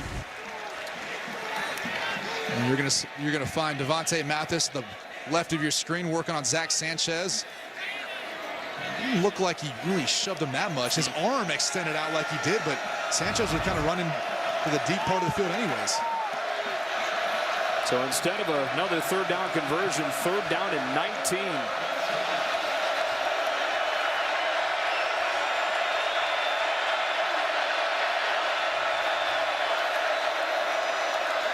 Howard feeling the heat, has an open man. It's Jordan Thompson, who's gotten off to a slow start this season, but waited right at the sticks for a huge pickup of 20. Watch Marcus Lucas on number 23, Devontae Bond. This is what you want to see out your tackle. Boom! Clears one, goes and gets another, and buys enough time for Skylar Howard to be able to convert and find downfield throw. Devontae Bond, who on the 2-deep is behind Eric Stryker, but he's one of the best players on this defense. Yeah, you know, he doesn't have a ton of stats to necessarily make him look like that big of a playmaker, but when you watch him on film, he's constantly pestering quarterbacks and getting into the backfield. He has a much bigger effect on the game than his stats show. 2nd and 12. Oh my goodness. Nothing doing. Jordan Wade was there with Charles Tapper for a loss of 4. And once again, it's 3rd and long. And this is exactly what defensive coordinator Mike Stoops wanted to see out of Charles Tapper, having a bigger effect in the run game and getting after the quarterback. So far, off to a great start. They've twice converted 3rd down on this drive. Howard sets his feet and throws low and incomplete. Had Thompson open, defended by Parker, but couldn't hit him. And finally, the punt team comes out. We just said his name, Charles Tapper, now on the left side of your screen. Working at number 55, Yadni Kajust. It'll slip inside of Pankey, but so far been disruptive. I like that little toy you're using on the telestrator, that blue circle. It's next level stuff. Venturing out a little bit. I see. Takes a nice West Virginia roll inside the 20, and Baker Mayfield in this offense ready to take the field again. He's trying to solve what has been a bit of a revolving door at quarterback over the last few years here in Norman. Remember, Trevor Knight won the job as a redshirt freshman in 2013, but was injured week 2, so Blake Bell came in, started most of the season. Knight had that huge game in the Sugar Bowl win against Alabama and won the job to start 2014, but he got hurt against Baylor. Cody Thomas replaced him. They all battled for the job this fall, but Baker Mayfield, the walk-on transfer, nice fit for this offense, won the job in August. I talked to him before the game, and I said, are you nuts? And he wins a state championship at a 4A Lake Travis in Texas, doesn't get a scholarship, walks on at Texas Tech, and then leaves after being the Big 12 Freshman Offensive Player of the Year. That is Joe Mixon for a short gain on first down. The redshirt freshman from Oakley, California, who's still shaking off some of the rust, had to miss all of last season when he's kicked off of the team for misdemeanor assault charges. I'm talking about Mayfield. I asked him, I said, are you nuts? And then you walk on at Oklahoma after Trevor Knight was the Sugar Bowl MVP. Yeah. He's not scared. He knows how talented he is and what he brings to the table. Second down and 8. Under pressure, stood in and fired it downfield for Baxter, incomplete, third down. Not only did he transfer in here as there's a flag down in the backfield, not only did he transfer in here despite Trevor Knight being here. Personal foul, roughing the passer, number 35, defense, 15-yard penalty, and an automatic first down. He transferred in here as a walk-on with nobody knowing he was even coming. It was nuts, but, well, a bang-bang play right there.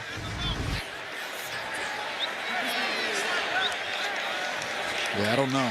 But, you know, you go back to it, yeah, he's got to be a little nuts considering all the things that he was walking into. But, again, he's very sure of himself, didn't really care about who was in front of him or what he had to do to win the job. He knew he would eventually be the guy. Some of those qualities can translate here, right? When you're starting for Oklahoma in front of 80,000 people. Mixon gets 5. Yeah, I think you almost have to be not carefree, but you can't be so concerned and become such a perfectionist that you get honed down by all the things that it means to be the Oklahoma quarterback. And Baker Mayfield's done a tremendous job of still keeping the game fun, still seeing more of the kid side of it. Had that memorable comeback in Knoxville, one of 100,000 plus, game 2, to win it in double overtime. 2nd and 6. They bring only 3. Into a tight window he goes for Deron Neal, and an Oklahoma first down into West Virginia territory on a gain of 16. What was neat about that last play was Oklahoma changed their play, and then you look to West Virginia sidelines, and Tony Gibson's changing the defense. Both are playing this cat and mouse game, and Oklahoma got the better hand on that one. They get it outside, trying to take advantage of numbers, and D.D. Westbrook certainly does that. First down to the 35. D.D. Westbrook, coming from Blinn Community College, where he was a National Junior College All-American in 2014, has really come in and emerged as the second wide receiver for this Oklahoma offense. Got a little shake to him. Well, there's a time last year where they were not good wide receiver after Sterling Shepard went down with an injury. They became about an 80% run team. Granted, he had Samaje Perine and Keith Ford, so it wasn't a bad thing. Here's Joe Mixon, and there he goes for his first career rushing touchdown. 35-yarder.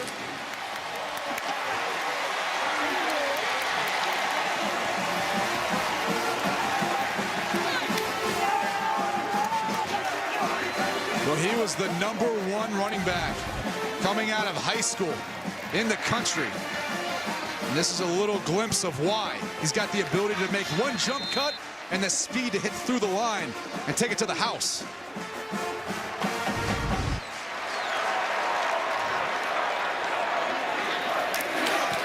Seibert adds the extra point. And Oklahoma looking for a 4-0 start. And what they hope is a bounce-back year from that 8-5 season last year. Impressive start to this one against number 23 West Virginia. FS1 College Football is presented by Geico, and it's back after this.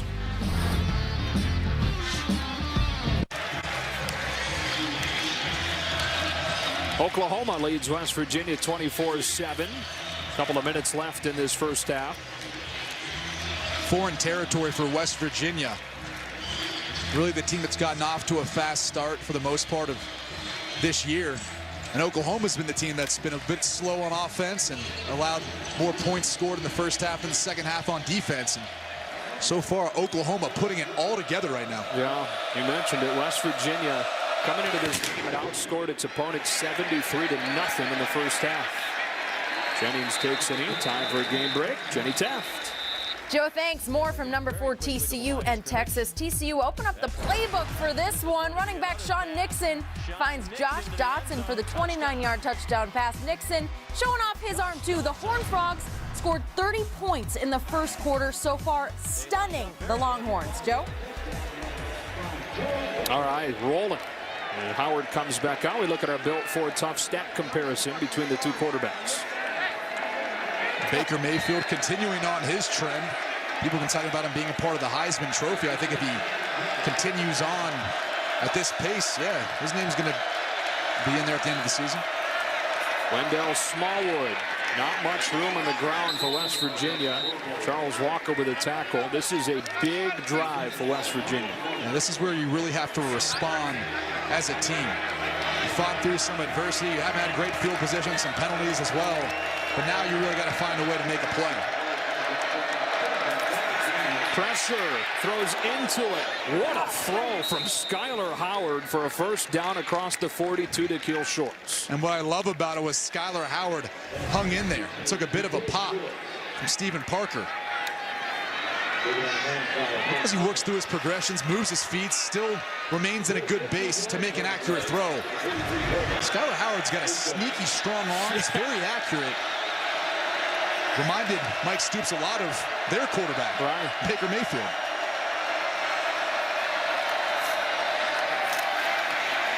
Swings it outside. It's Shorts. His second consecutive reception.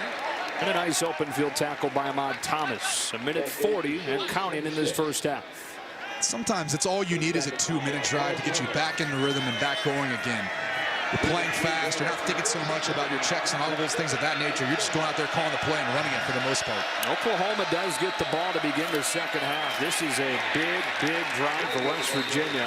And it's with a minute 18 left, looking at a third down.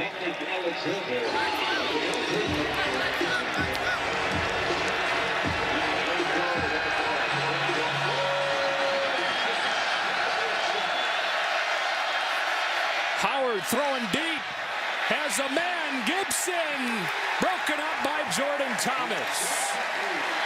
Gibson had a step on Thomas, who recovered, and it's fourth down. Back after missing a week due to suspension. Watch Sheldon Gibson get downfield, but Jordan Thomas with him step for step, and to go up with late hands is what they call it. Flash him at the end to make the play. Boy, is Oklahoma happy he's back. They gave up more than 400 yards through the air last week, more than 600 yards total against Tulsa. That one bounds into the end zone for a touchback. Only giving up 157 in the first half of this one. October means baseball, and FS1 continues to be your home for postseason action with the American League Division and Championship Series. Don't miss a moment of the drama and history. It all begins Thursday on FS1. Streams live on Fox Sports Go. American League West coming right down to the wire. Should be a fun postseason. How about those Blue Jays? How about it, man? They got Toronto going nuts up there in Canada. Champions of the East. Yankees winning the first American League wild card spot and still waiting on who they'll face. So 46 seconds, 3 timeouts. Are you giving it a shot? It always comes down to the first play. If you have a successful first play, you got to let the thing roll. See what you can make out of it. But if it's not successful, maybe just take the time off the clock and wait till after half. More than 200 yards, 2 touchdowns for Mayfield. He hands it off. They'll see what they get, and they're going to like what they get. Got 9. What a huge hit from Joseph on Pirine. How do you knock a guy that's 230 pounds straight down like that? Yeah, Carl Joseph is only 5'11", 190. It's because he plays with great pad level and tremendous speed. Sheesh. Said that he credits his tackling ability, that hard-hitting ability, to his 2 years as a wrestler in high school. Taught him that low leverage. Said a couple big hits in this game. State Farm halftime coming up. Oklahoma's content with his 24-7 lead. Why wouldn't they be? Looking start 4-0. West Virginia with a rude awakening in their first road game. Right now, we'll send you to Rob Stone and the boys in Los Angeles.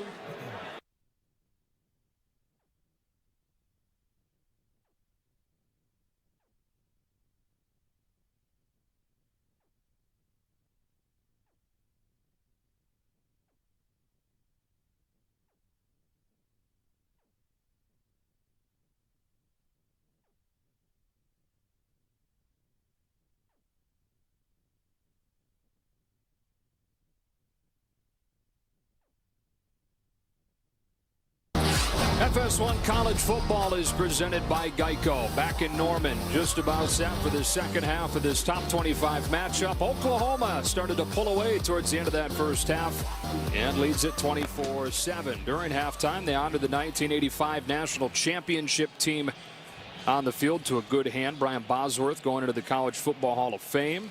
Barry Switzer already there.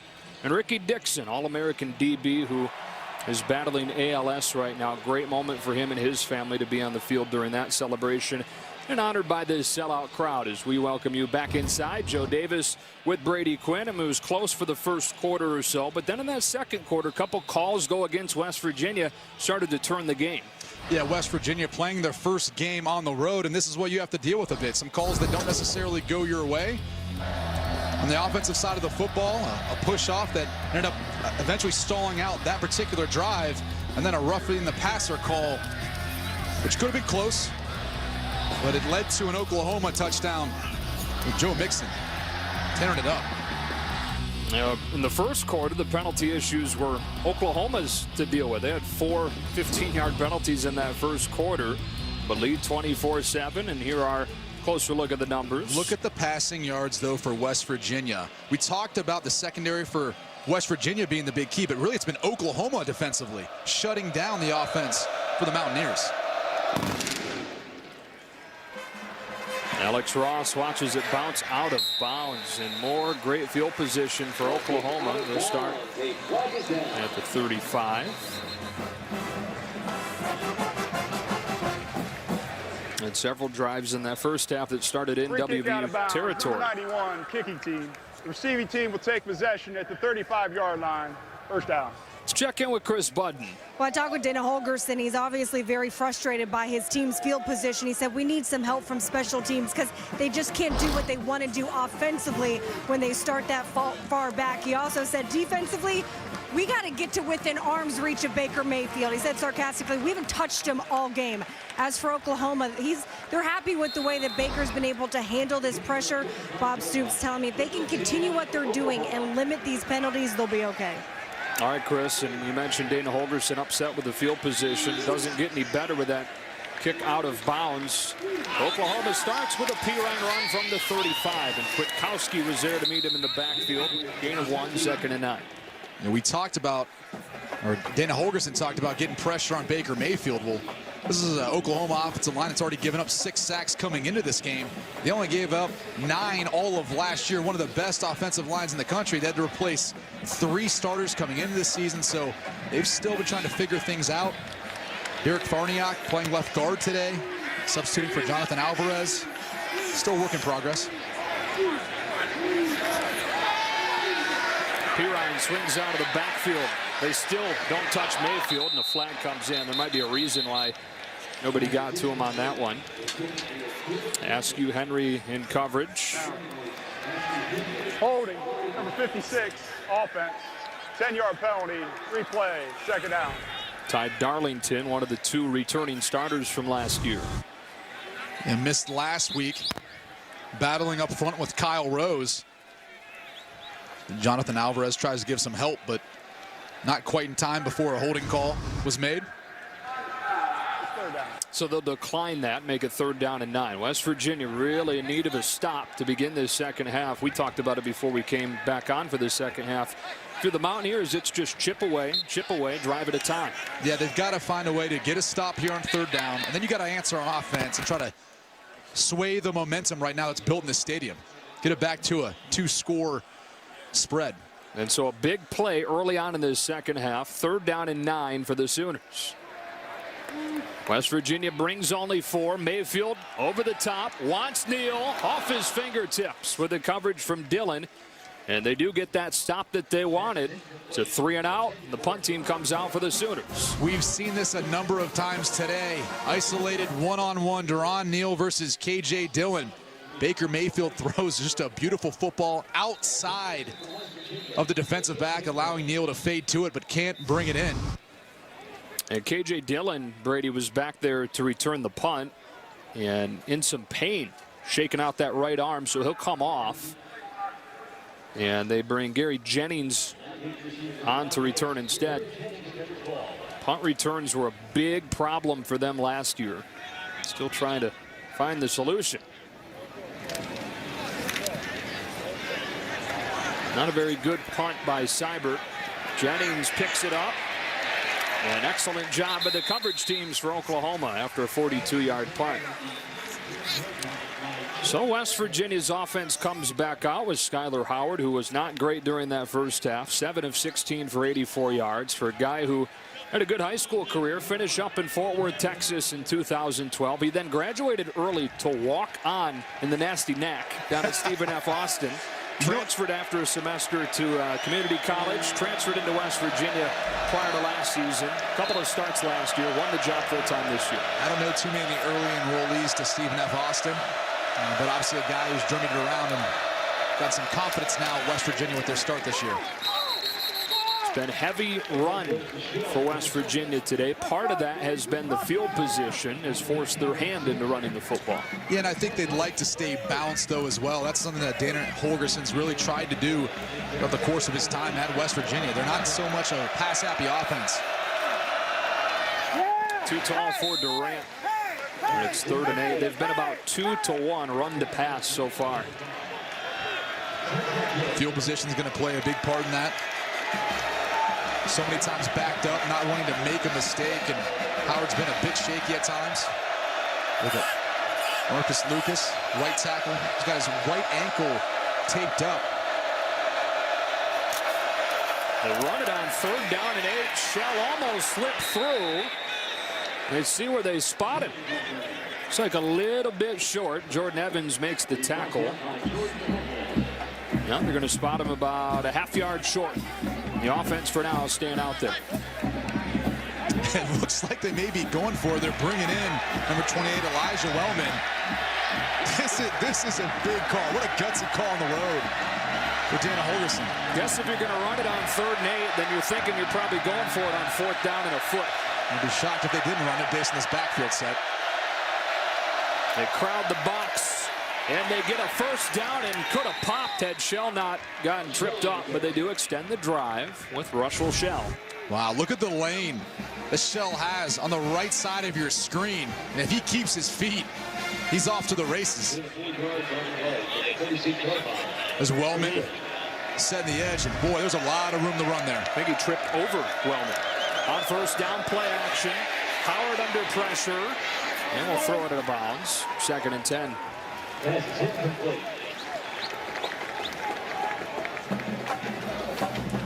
Oklahoma's had a lot of success on offense on first down, but that hasn't been the case for West Virginia.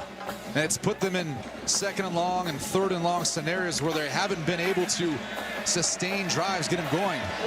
West Virginia's converted a decent amount on third down today, but hasn't been quite as explosive as Oklahoma has on first down.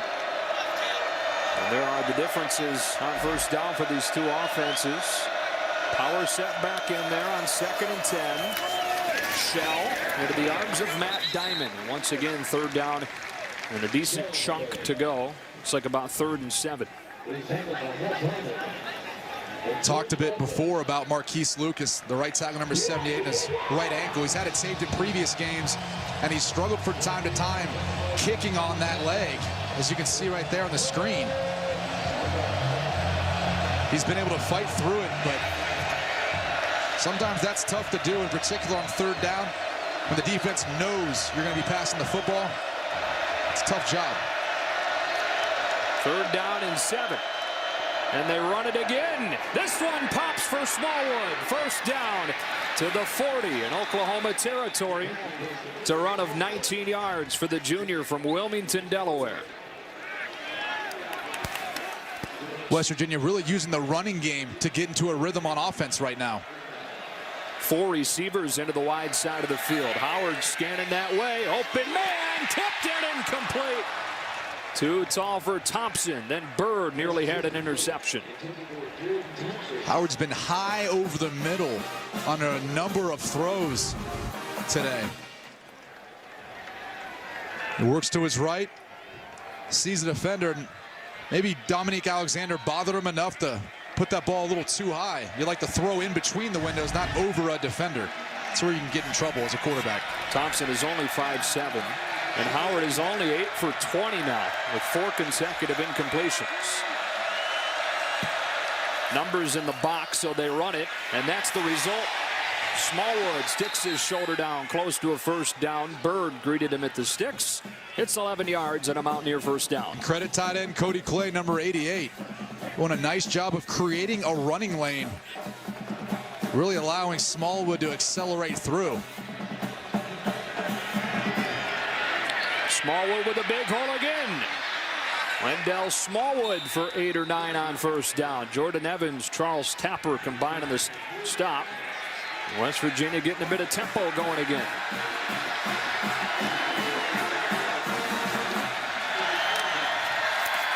Outside quickly. Shelton Gibson, first down, West Virginia. This is exactly what West Virginia needed to do coming out of halftime. Get a stop on defense, drive down the field, get some confidence back, and get some sort of points on the scoreboard. Timeout, Oklahoma, their first charge of the half. A pretty savvy timeout right there for Bob Stoops, feeling West Virginia taking some of the momentum, doing exactly what they needed to begin half number 2.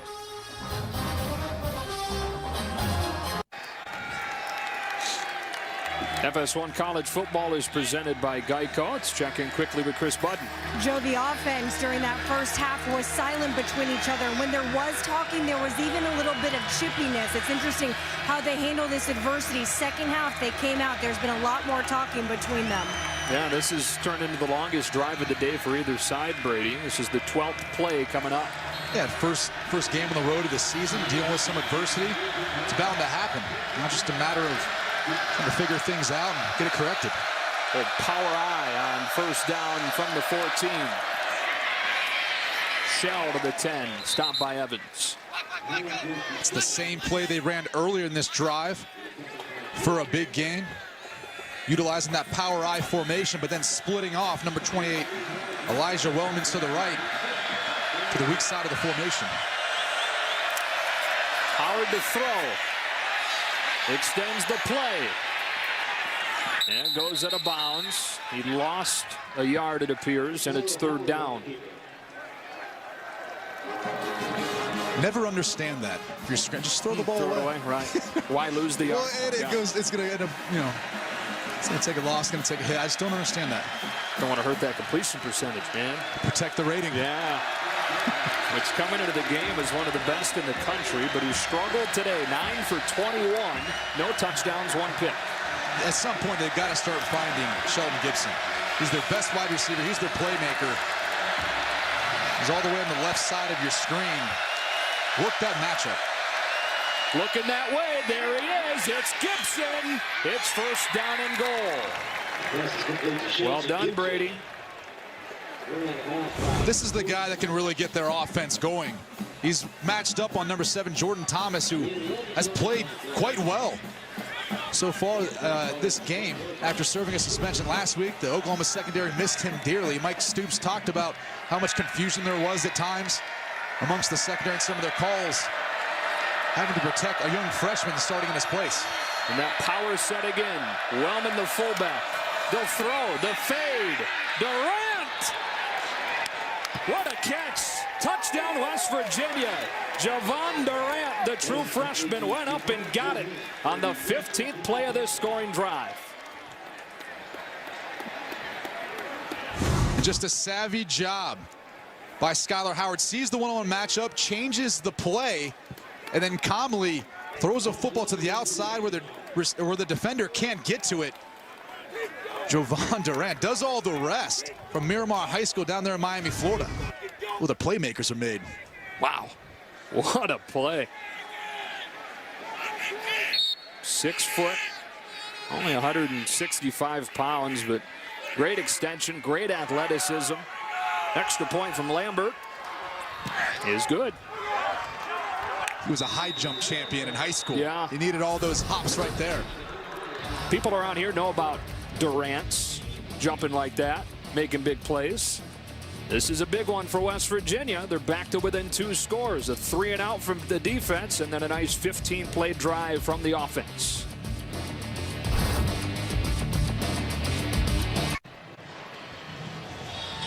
Ten-point Oklahoma lead after the West Virginia touchdown. Back to within 2 scores early on in this second half in Norman. As we go back to pre-play, Howard making the change in the plays. call. He gets down so low. I guess he's trying to hide from his signals, but they're going to see that on film. It almost looks like he's rolling a bocce ball or something. Yeah. Something that Bob Stoops and the Stoops family is very familiar with. They've got a charity event back in Youngstown, Ohio to help benefit Cardinal Mooney High School, where all the Stoops boys went. Good old one-knee bocce roll. They'll chip this one short, keep it away from Ross. Deron Neal, pretty good playmaker himself. Pulled down at the 20. And West Virginia's defense comes back out, forcing that 3-and-out last time. When we finish, another matchup of unbeatens in the Big 12. K-State travels to Stillwater to take on number 20, Oklahoma State. That'll be when we finish on FS1. What a big day in the Big 12. Huge day. Oklahoma State looking to keep climbing in the polls. Mason Rudolph has struggled a bit at times, splitting time with J.W. Walsh. Kind of comes in as the more athletic option. K-State coming off a bye, so they should be well prepared for that matchup. Oklahoma was coming off a bye in this one, dominated that first half. The lead is now 10. And from the 21, they start with play action and a strong throw to the outside for Westbrook, who lost the football. Kwiatkowski's on it, and West Virginia's got its first takeaway of the day. Believe that was Worley that knocked it out of there. Covered by the defense. Tremendous recovery by Worley. D.D. Westbrook's going to run a heck of a little speed out cut, leave Worley in the dust, but as Worley goes to wrap up Westbrook, he gets a hand in on the football. And guess who? Kwiatkowski there running to the sideline to help out in the play, ends up finding the football. And that's been the personality of this defense this year, Brady. The #1 defense in the country as far as points per game, largely because they're the #1 defense in the country in takeaways per game. What a big one there. First down in Oklahoma territory.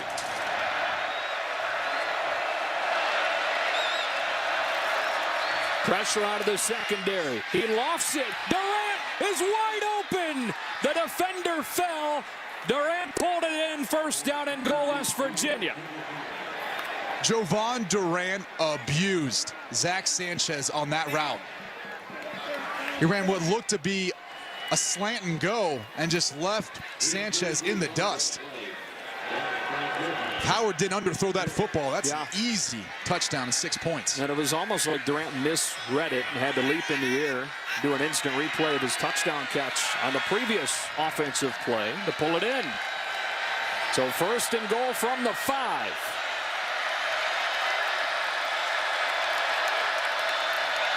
It's Smallwood.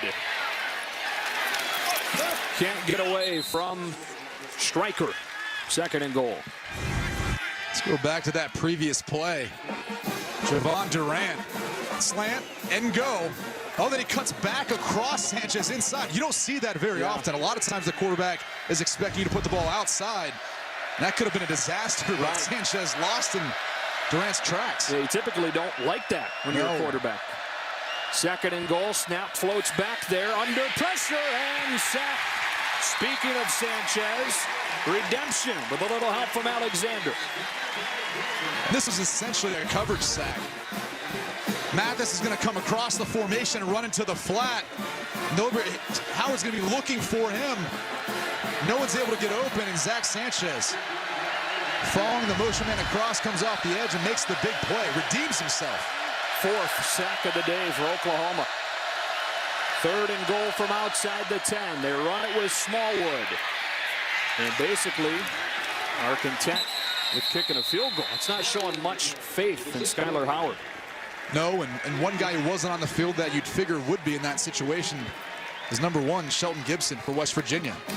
He's your playmaker. He's your leading wide receiver, and he wasn't even on the field for that play. Was Durant back yet? Did you see if he was out there? Durant was back. Still, though, a chance to get to within a touchdown. But yeah, even the choice to run the football there instead of throw it on 3rd down, you'd figure they'd want to throw something to the end zone and take a chance. It's a 23-yard attempt for Josh Lambert. Led the nation last year with 30 made field goals. Perfect. And in the blink of an eye, West Virginia's back to within a score. And the logic there is you got a 10-point spread. You're going to have to get those 3 points at some point. Might as well just build off this momentum that you've created, take the points, and move on. Well, after a monster first half for Baker Mayfield in this offense, the Sooners a 3-and-out and a turnover on their 2 second-half possessions. Trying to get the crowd back in the game in a 24-17 Big 12 showdown.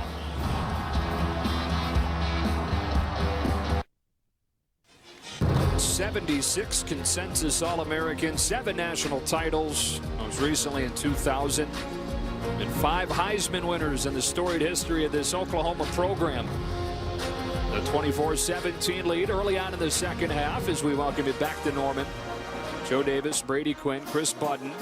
It's been all West Virginia since the break. It was a little bit sleepy coming out of halftime. Didn't have the same buzz in here that there was in the first half. And West Virginia's ensured that they haven't gotten back into the game since. Ross going away. Thought about it, takes a knee. If I'm Oklahoma right now, I'd like to get back to that running game. Joe Mixon had a nice run to finish the first half. Samaje Perine has been effective when they've called his number. He's gotten the football. That's not necessarily that Baker Mayfield has done anything so obscene or bad. He's played quite well, really, for the most part of this game. He's 11 of 22 touchdown passes, so. And I don't necessarily feel like Oklahoma should feel like they're on their heels right now. Just put together a nice drive, go get some points. They've run it 15 times for a total of 85 yards today. And it's Joe Mixon who will motion out of the backfield for first down. Chess match going on. Movement in that West Virginia defense. Showing pressure and bringing it from the backside. Chet Penaway with a sack. First one today for the West Virginia defense on a loss of 7. Well, Gibson's not going to stop bringing pressure. The defensive coordinator for West Virginia. He's going to keep bringing it and put pressure on you as a quarterback to respond throughout the course of the game. They might get beat. He said we're going to have to take some punches too, but we're going to be the ones that deliver the majority of the blows in the game. Oklahoma's got to be careful here. I mean, this is a 17-point lead just a minute ago. It's slipping away. West Virginia's stolen the momentum. 2nd and long. Mayfield, strong arm throw to the outside. Dillon bumps Sterling Shepard out of bounds. They got back the yardage lost on the sack, and it's 3rd down and 10 for the Sooners. West Virginia doing a mass substitution on defense, bring in some fresh bodies to, I'm sure, get after Baker Mayfield and this Oklahoma offense. Many times today we've seen Mayfield try to go over the top against West Virginia pressure. And on this 3rd down and 10, they bring only 4. Mayfield zips one. That's broken up by K.J. Dillon. Westbrook, the intended receiver, and 3 possessions in this second half, Brady. 3 and out, fumble, 3 and out. And 2 plays in a row by number 9, K.J. Dillon. Excuse me, he's going to come in from the left side of your screen. Tight coverage, does a nice job getting his hand in at the end to help disrupt the completion.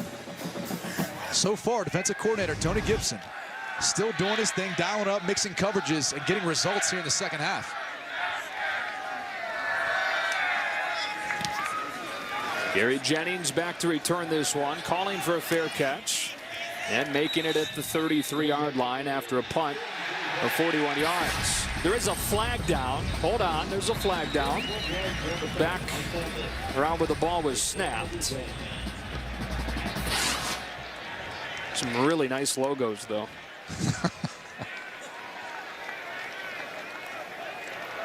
After the play was over, unsportsmanlike conduct, number 5 of the receiving team. That was number 5. They'll keep the ball. Unsportsmanlike foul. 15-yard penalty from the end of the play. First down, timeout. So this team's been plagued with penalties right now. Came after the play, so they'll just move him back 15 from where that fair catch was made. And a longer field this time for Dana Holgerson's team.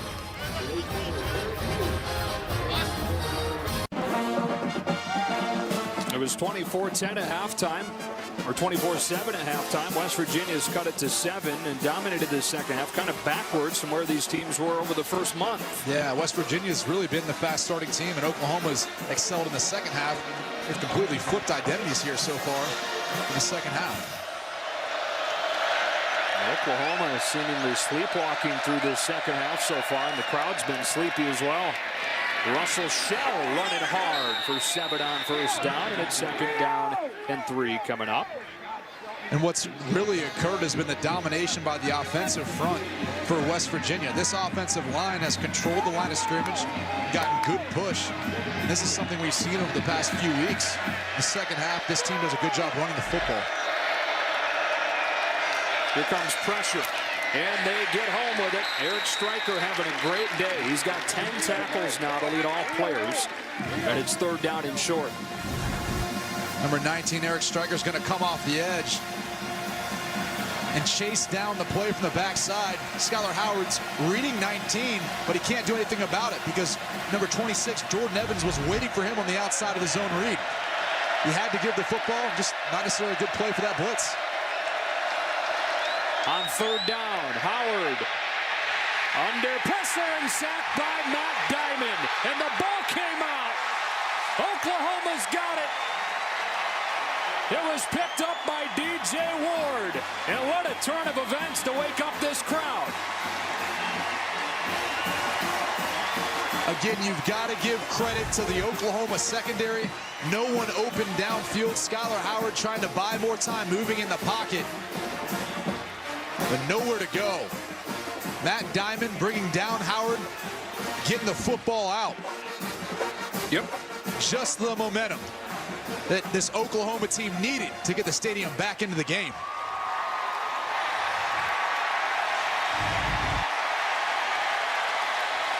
And in a day of short fields for this Oklahoma offense to work with, here's the shortest 1st down and goal from the 7.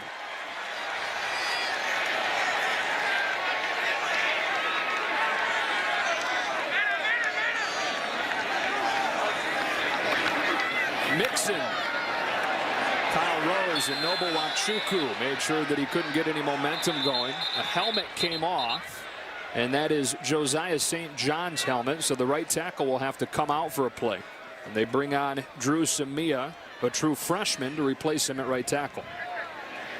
Samia actually started at right tackle versus Akron to begin the season, but Oklahoma felt more confident in Josiah St. John moving forward. Community college transfer from Trinity Valley is St. John. Second and goal. Piron's in there now. West Virginia's defense hasn't given up any points off turnovers this year. The timeout taken. That's because West Virginia just hadn't turned the ball over. Turned it over twice today. West Virginia, their first charge of the half. They turned it over only twice over the first 3 games. Back in 30 seconds. West Virginia has to burn a timeout defensively there. 24-17 Oklahoma. After the sack and the fumble forced by Matt Romar and recovered by DJ Ward. So once again, Dana Holgerson's defense having to deal with a short field. And he called a timeout there because Oklahoma puts you in a bit of a predicament in this part of the field. Baker Mayfield, an athletic quarterback, a part of the running game. Then you got to pick your poison, though. Do you cover the guys outside like Sterling Shepard and D.D. Westbrook? Or do you just let it be one-on-one coverage? So far, West Virginia secondary hasn't really succeeded that well in one-on-one coverage versus the Oklahoma wide receivers. It was a little surprising Pirine wasn't in there for first down. He is for second down. And Mayfield to throw. Scans the back of the end zone. Now looks to take off. And Mayfield gets crunched at the 3, and it's third down. Before that snap, West Virginia was showing a blitz look. And the snap of the ball, they got out of it, disguised in the zone coverage. You could tell Baker Mayfield in Oklahoma was a bit surprised by it. He did his best to buy time and find a running lane, but nowhere to go. West Virginia defense doing a nice job coming up, getting a stop. What are you thinking here on third down from the 3? You got to think at some point they're going to give the ball to Samaje Perine, which leads me to think that they've got to work a one-on-one matchup on the outside, possibly down low to Westbrook.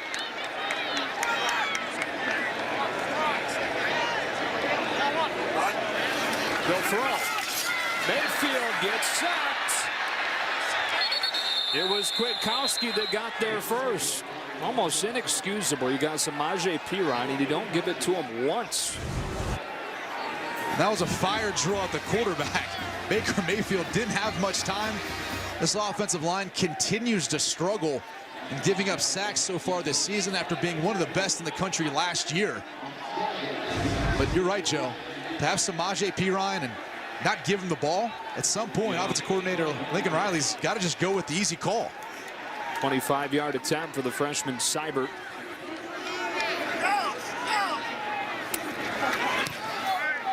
He's got it. Remains perfect in his young career. So they take advantage of the takeaway, but West Virginia's got to feel okay about holding them to 3 after turning the ball over with a drive starting inside the 10.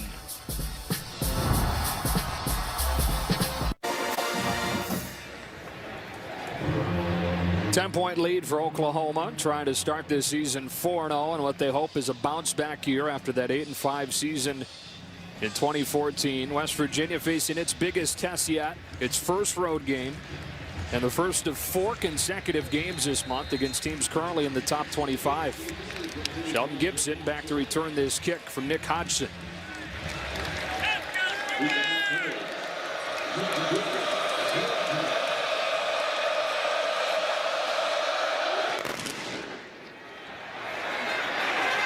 Some miscommunication. Jennings cut in front of Gibson and took it across the 25. Time for a game break. Jenny Taft.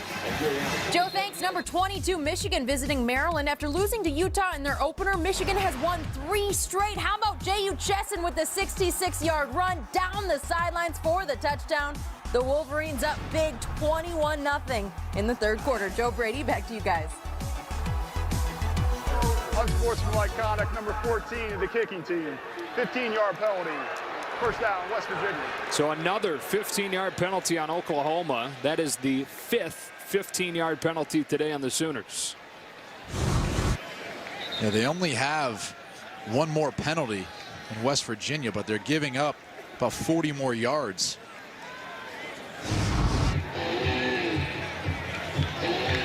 That is Marcus Green, redshirt freshman corner. And this drive will begin at the 42. So finally West Virginia with some good starting field position. Second time they've had it this half. Had it after the takeaway as well.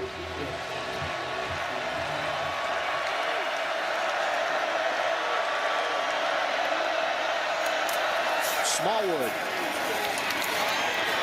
Unable to get outside. Stop made by Devontae Bond. And it's second down. Nice play by number 23, Devontae Bond.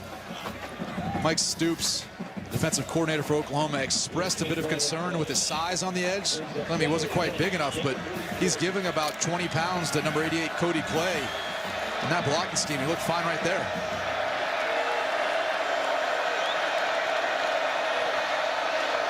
Second down and 8 on the ground again. And Dominique Alexander stuck his nose in to bring Smallwood down and set up a 3rd and 9.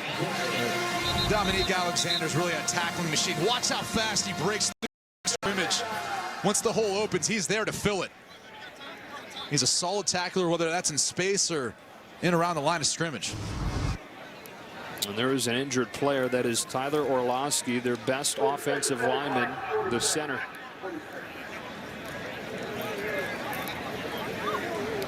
Down for West Virginia is Tyler Orlowski. You can't say enough about Tyler Orlowski either. He's smart, he's tough, makes all the calls up front.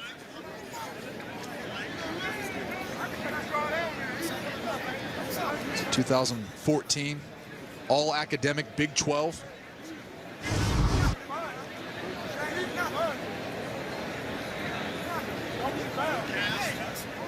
Stone Underwood, redshirt senior himself, set to replace him.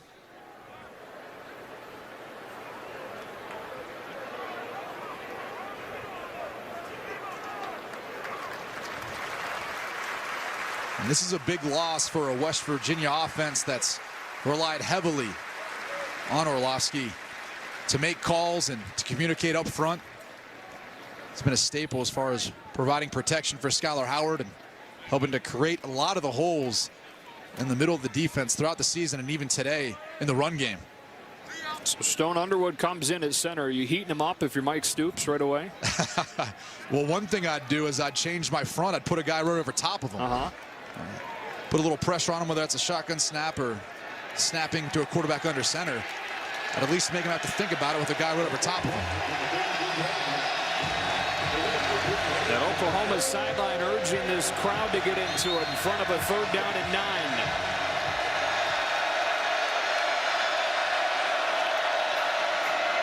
Here's Smallwood making a man miss. Great balance to get it close. Zach Sanchez tripped him up, and it's 4th and 2. Yeah, Dana went for it once already in minus territory. Now they've gotten the ball out to about the 50. You figure he'd go for it here, and yeah, he is. Suits his personality. Yeah. 4th down and 2 for West Virginia. Now's where you want to bring pressure. Now is where you want to put that center in a position where he has to communicate and make calls versus this crowd noise. Howard keeps it. Green grass ahead for Skylar Howard. He is in for the touchdown. 4th down and 2 becomes a 50-yard romp for Howard. And West Virginia's back to within 4. It's incredibly hard to stop the zone read when you got to account for this guy in the running scheme. He's going to read the outside man on the line of scrimmage. He bites down, and there's just green grass. Watch Jordan Thomas try to hustle to get the angle on him, but Skylar Howard fast enough. Dana Holgerson said this week he didn't really think he was quite as athletic as maybe Skylar Howard believed, but he's got some wheels, man. He can make it work, can't he? Yeah, I believe the quote from Dana was, he's short, he's slow, he wakes up every day trying to prove people wrong. I think he just proved Dana wrong. With a 50-yard touchdown run, longest run of his career, converting a 4th down and 2. Bob Stoops has seen a 24-7 halftime lead evaporate in this 3rd quarter. The extra point coming from Josh Lambert.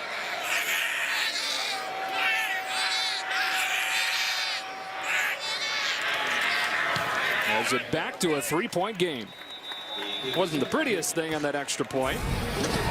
That was like a slow walk at the kick. That was weird. How about Howard running with a smile on his face?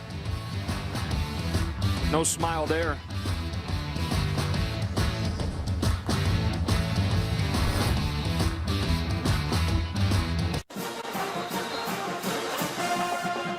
October beginning with a Big 12 opener, top 25 matchup. And it's turned into a good one. Ross going to bring this one out. Alex Ross took one back against West Virginia last year that changed that game in Morgantown. His best return this season will put Oklahoma at the 33. Credit the Oklahoma special teams for giving him some blocks up front. Look at the wall that's created. And Ross with the speed to hit the seam, running over the kicker in the process. Siebert, the freshman, you might feel that one a little bit. There's a flag. I didn't even see the flag thrown or laying there for that matter, but there's a flag on Oklahoma, which should not be a surprise anymore. That is the 16th flag total. They call an illegal wedge on Oklahoma. Well, on the replay, you saw 3 guys for Oklahoma come together to create that wedge. You can't have more than 2.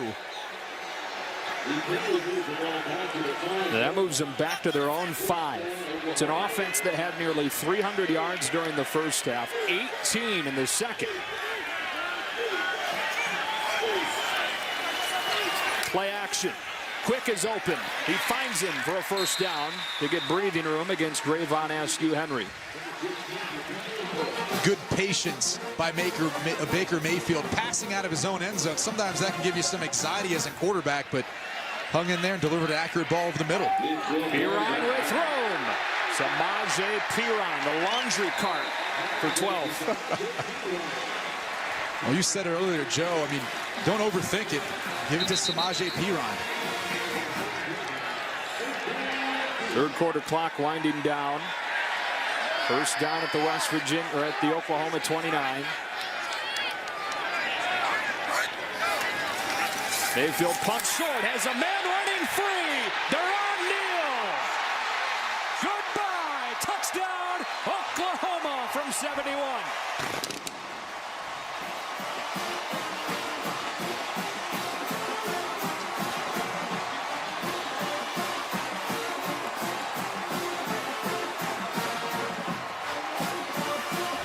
Oklahoma's going to utilize a fake quick screen to Westbrook, and Neal just runs up the sidelines. No one on him. Baker Mayfield puts the ball perfectly out there to hit Neal in stride. Sometimes that's the hardest one to hit when the guy's wide open. Nice play call by offensive coordinator Lincoln Riley. And Neal with his first touchdown of the season. Big time play from 71 yards in this offense, which had done nothing over the first 14 minutes of this half. They had 42 yards over the previous 12 plays. They get 71 on this one to the senior Deron Neal, and Oklahoma's back in front by 2 scores.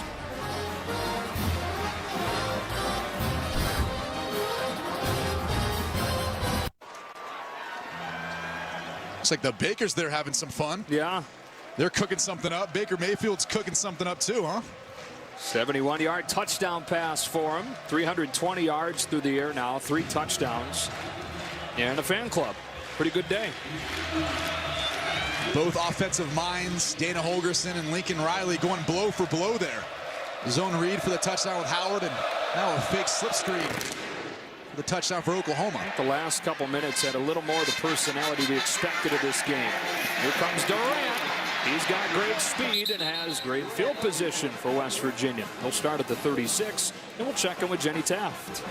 Well, Joe, Purdue making things interesting against Michigan State. Markel Jones takes it in here for the touchdown, his second of the day. Purdue only down a field goal against the undefeated second-ranked Spartans. It's now 24-21 in the fourth quarter. Jenny, I feel like it was only a minute ago you told us it was 21-0. Purdue back in it quickly. And speaking of back in, Tyler Orlowski back in at center. He had cramps, Chris Budden reports. And a sigh of relief from the West Virginia fans. Likely the final play of this quarter. It's a completion to the sideline for Durant. He's thrown out of bounds by Zach Sanchez to bring the third quarter to a close. Entertaining third quarter it was. Smile, Dana. It went well for your team for the most part. West Virginia's back in it. in this top 25 matchup. One of these teams will move to 4-0. Fourth quarter comes up next.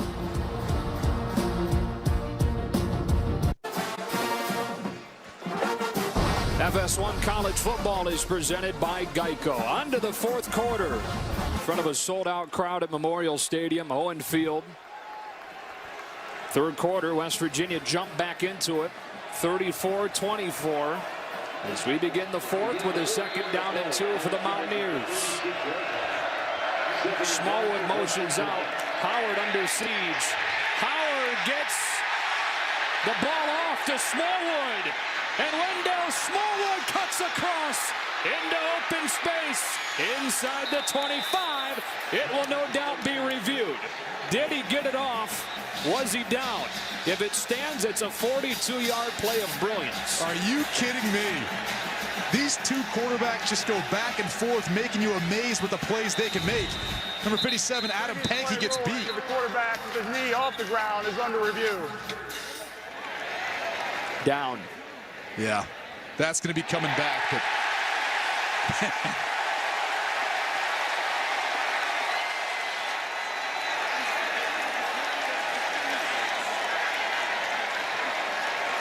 just incredible, though.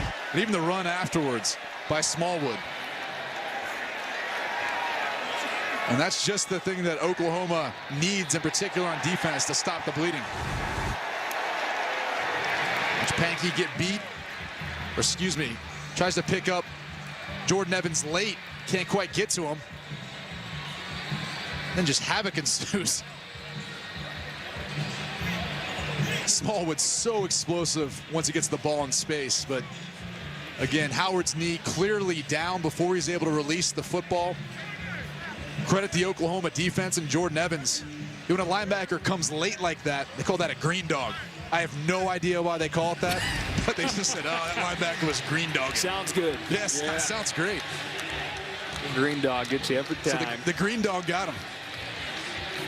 So instead of a 42-yard gain, this is going to be a significant loss of 12 yards. So a, 54-yard swing? Yeah.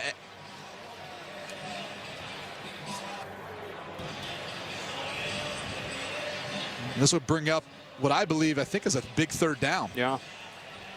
West Virginia, who was pretty solid actually in the first half, converting 50%, now hasn't fared quite as much.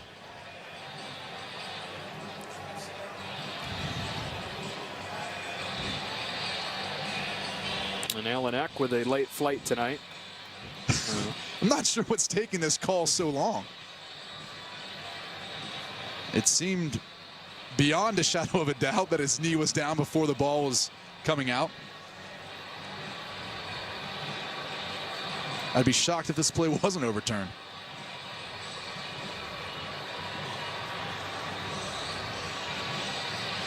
I mean, I know you got to get the spot, you got to get the time, you got to get the down and distance.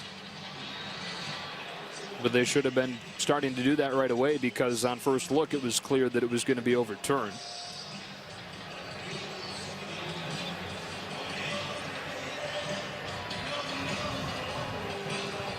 If you're Oklahoma coming into this situation, 3rd and 13. After review, the quarterback's right knee was on the ground before he released the pass. It's 3rd down and 14 at the 33-yard line. 3rd and 14 now. And if you're Oklahoma on this particular play, I think you just rush 4. Try to turn guys like Eric Stryker and Devontae Bond loose on the quarterback and utilize your secondary to do a good job covering downfield like they have for the most part of today. And if I'm West Virginia, you got to find a way to work to your playmakers. In particular, number 1, Sheldon Gibson down here at the bottom of your screen. It's asking a lot, but he's a playmaker. They do rush only 4. There's a flag down. This is coming back. Would have had a first down, but Stryker with that speed off of the edge got tackled.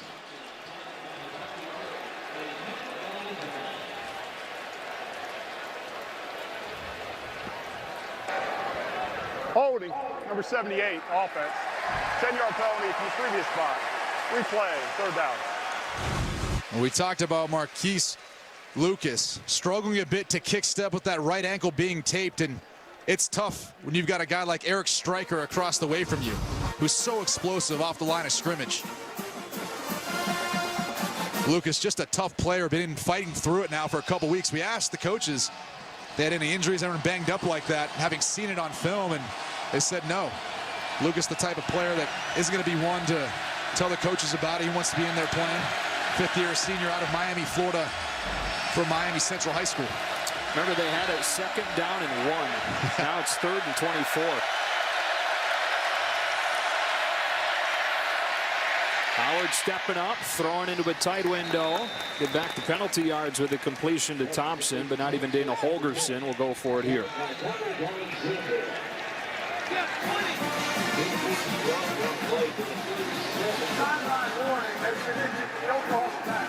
Sideline warning issued to the Oklahoma bench. Next would be a 5-yard penalty. Sterling Shepard back to return this punt from Nick O'Toole. They did fake one last week. This one he'll boot away, and it's off the side of his foot. Not a good one. For the most part, Oklahoma has dominated the field position battle today, and they will have it at around the 40-yard line on the other side of this break, and they've got the kind of guy you need to burn clock. Samaje Perine hasn't been used a ton today. Expect a heavy dose here.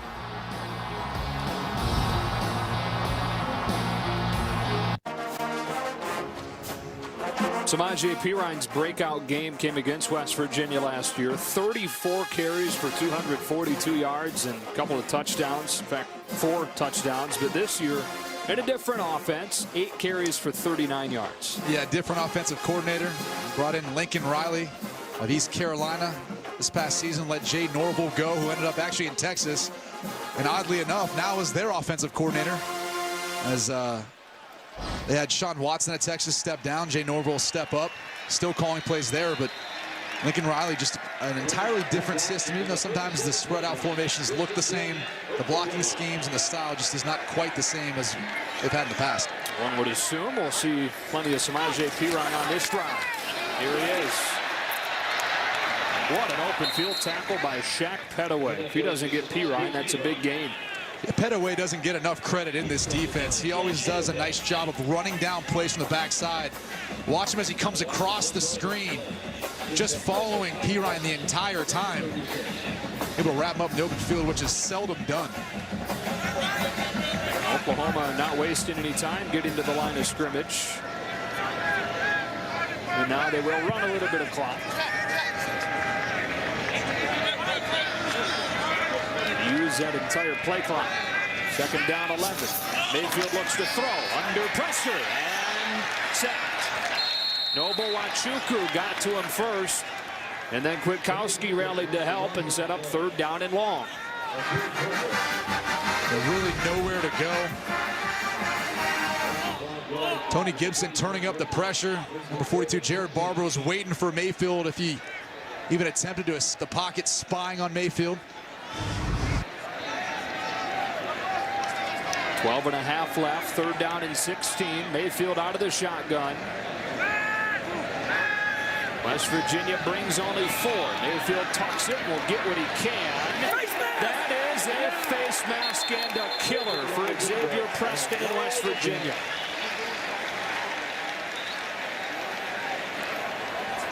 Personal foul, horse collar tackle, number 5, defense, 15-yard penalty, automatic 1st down. So horse collar, not a face mask, but same result. 1st down, drive extended. Yeah, 2 penalties on Preston so far today, and big ones. See Preston grabs around the back of the shoulder pads to bring down. Watch up here, the top of the screen. And that is illegal. It's what is defined as a horse collar. No better example than that right there. Tough thing to swallow is that it was totally unnecessary. They had him surrounded, would have had the ball back. Instead, 1st down from the 49. Perine, head of steam, crashing his way for 4. Kyle Rose is in there for the tackle, 2nd down. Perine's so low to the ground, he makes it incredibly difficult to find ways of being able to tackle anything but his shoulders, and he does a nice job of keeping his legs driving through the first point of contact. And any good running back does that.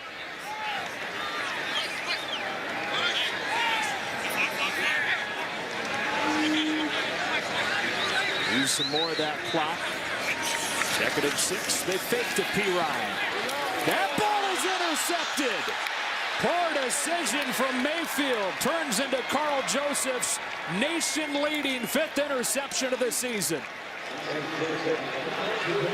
He's absolutely incredible. You can't say enough about this guy and his ability to not only read the quarterback's eyes, but anticipate routes and break in front of them. And he's got the ball skills to be able to bring in these catches.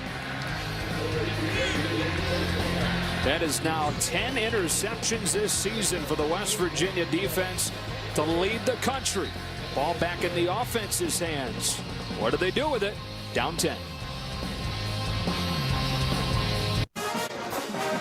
It's a nail-biter, right? Fox Sports Supports, proud to team with Boys and Girls Clubs of America, supporting their mission and helping young people to reach their full potential through programs that promote character and leadership, education, healthy lifestyles, and more. For more information, visit foxsportsupports.com. Can't even watch. I'm not sure why they're not giving the ball to Samaje Perine in this particular case more often. Interception setting West Virginia up. They throw it outside, and the screen was read well and jumped by Zach Sanchez. So Durant with no gain, 2nd and 10. Sanchez recognized it right away. Got around number 1 Sheldon Gibson trying to block for Durant. Nowhere to go. Now they're going to flip the formation. Go the other way maybe.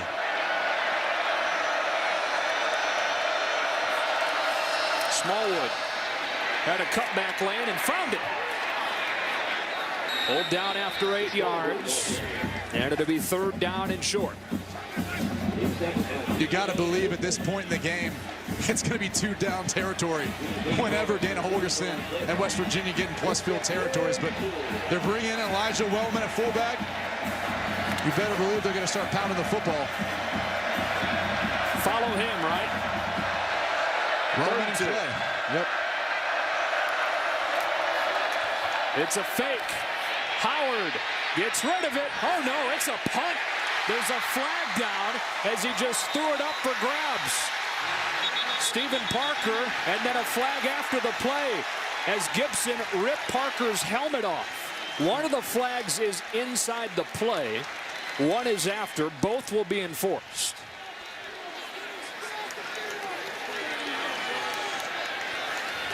Well, I know one of them is going to be on number 15, Zach Sanchez. He was holding Durant the entire way downfield. Which would make it a 1st down, and Yep. they'd move the ball 15 yards. And then the post-play penalty on Gibson would move it back 15, and it'd be 1st and 10 from there.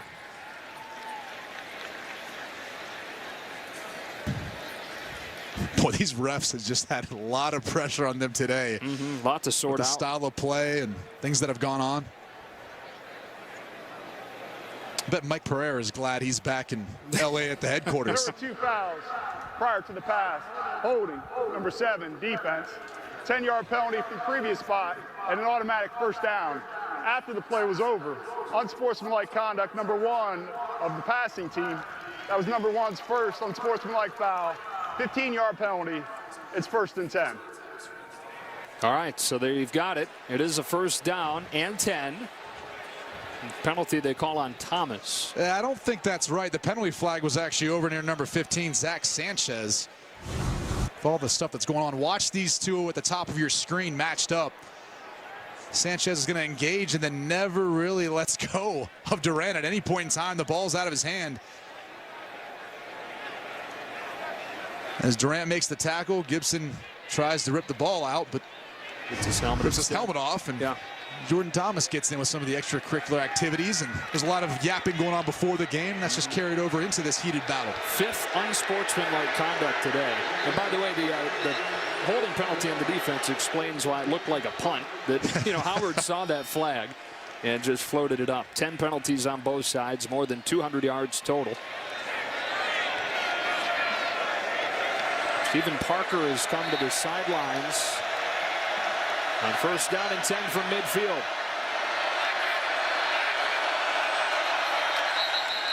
Flag down The left tackle could just move.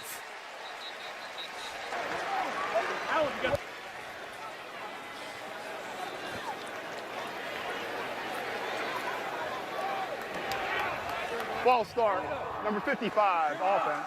5-yard penalty, first down. Talk about the Eric Stryker effect. Yeah. Tough when you got a guy who's so much faster than you lined up across from you. In an away stadium already where there's going to be crowd noise and other things affecting your concentration, let alone Eric Stryker. Inside of 10 minutes now, not much room for error for West Virginia. Howard wants one-on-one, but gets hit from behind. Stryker jarred it loose. Evans picked it up. Howard can't run him down. All the way down to the goal line and in for the Oklahoma touchdown.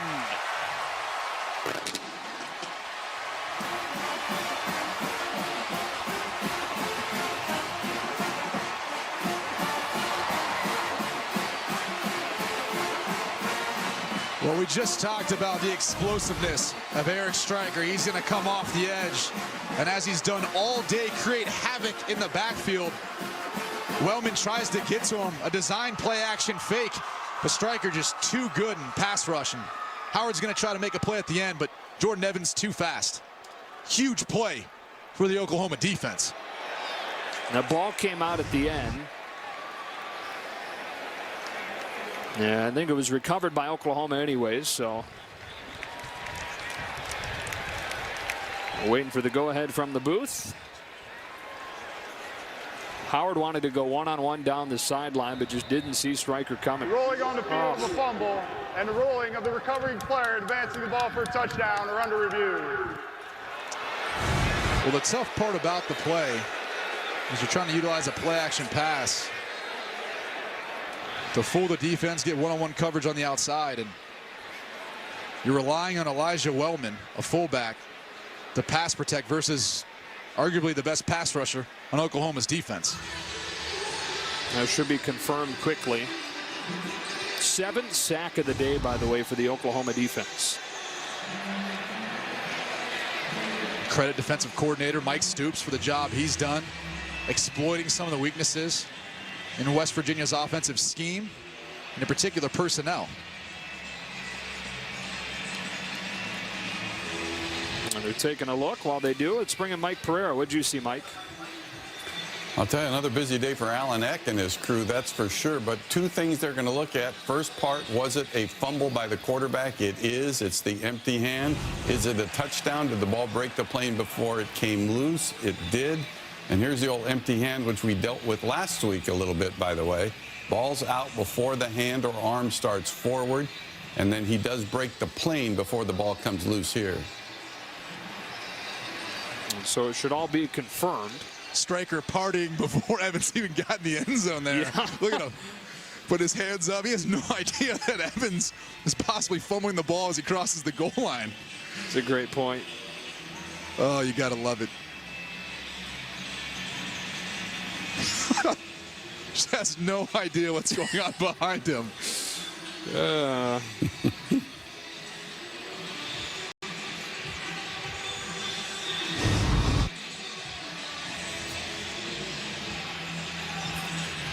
Pretty confident we can confirm this and get on with our lives here. If you're West Virginia now, it's a really tough sled, an uphill battle. Your team's going to primarily be one-dimensional. 9 minutes and 37 seconds left in this ball game, and it's going to be a 17-point deficit. You have to throw your way back into this. Third West Virginia turnover today. They had 2 over the first 3 games. Turnover margin last year was an issue for them. They're number 1 in the country in turnover margin coming into this game. Oklahoma, meanwhile, was 117th nationally at -4 over the first month of the season. The script has been flipped today. West Virginia offense had allowed 7 sacks coming into this game. After review, The ruling of the quarterback fumbling the ball is confirmed. The ruling of the recovery player advancing the ball beyond the goal line is confirmed. Touchdown. There is a turnover story. And it's hard to go on the road and not win the turnover margin and find a way to win. It's too hard. You get this crowd involved and all the noise and all the things that go into trying to communicate and run your offensive or defensive schemes. Seibert adds the extra point. It's 41-24. Eric Stryker got the party started before the play was even over. Kept on partying to the sideline with Bob Stoops. Trevor Knight making an appearance as well.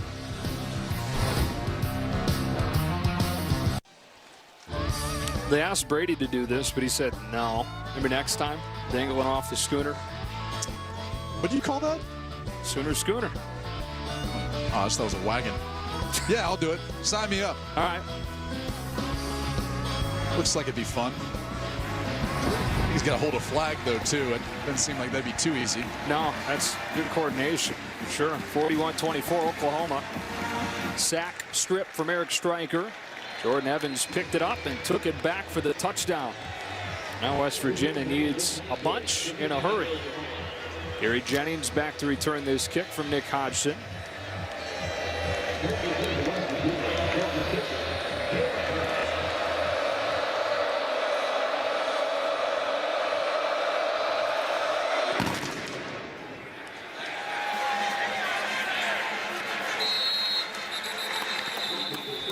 October means baseball, and FS1 continues to be your home for postseason action with the American League Division and Championship Series. Don't miss a moment of the drama and history. It all begins Thursday on FS1, streaming live on Fox Sports Go.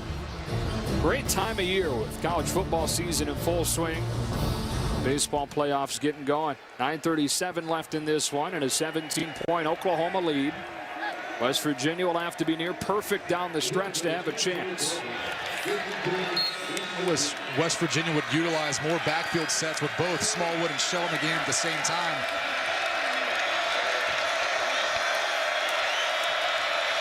Howard under pressure, gets rid of it to Smallwood. And Evans stripping at that ball, makes an open field tackle for a loss of 5. Well read by number 26, Jordan Evans. And he just ran back the fumble recovery for a touchdown. He had a nose on that all the way. And again, West Virginia struggling in this particular game on first down, something that coming into the game, they were so explosive on first down that it really allowed easier situations on second and third. Not the case today. Credit the Oklahoma defense.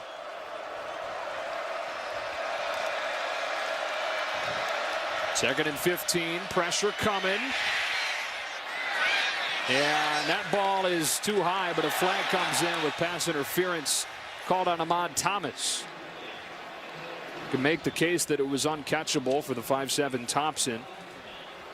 Pass interference, number 13, defense.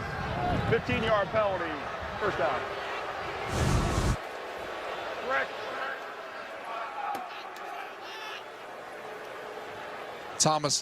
Thompson running a simple out route. Mayfield had to move in the pocket to make the throw. That's why it was a little bit off point, but Thomas coming in too late. Well, too early, depending on which way you look at it.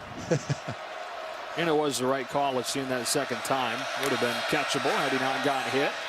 Outside they go, back to Thompson. He stayed on his feet and got a first down. Wow, Jordan Thompson, great strength and balance for 11 yards. Good blocking by Devontae Mathis and Sheldon Gibson, creating a lane for Thompson to be able to get upfield.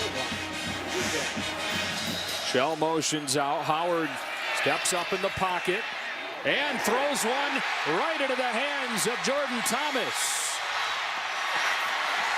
Back near the 20. 48-yard return and turnovers spelling doom for West Virginia today.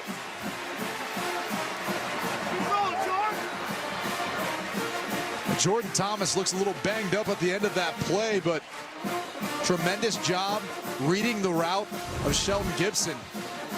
Skylar Howard's going to try to buy time and step up in the pocket.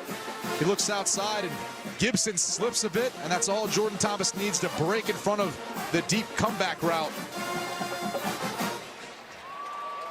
Howard almost hit Thomas right on the 7. Injury timeout.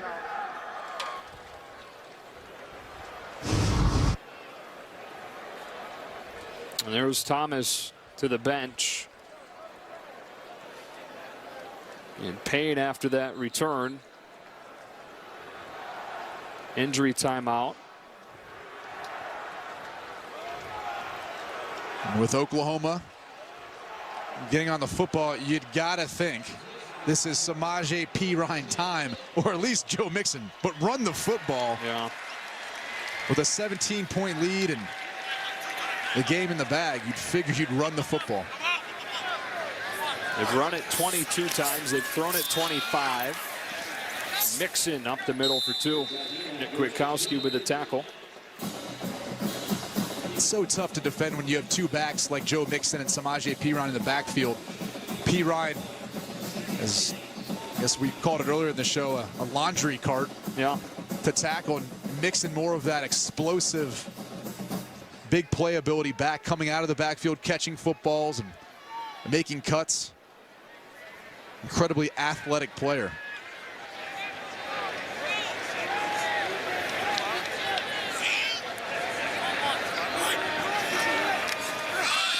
Mixon again.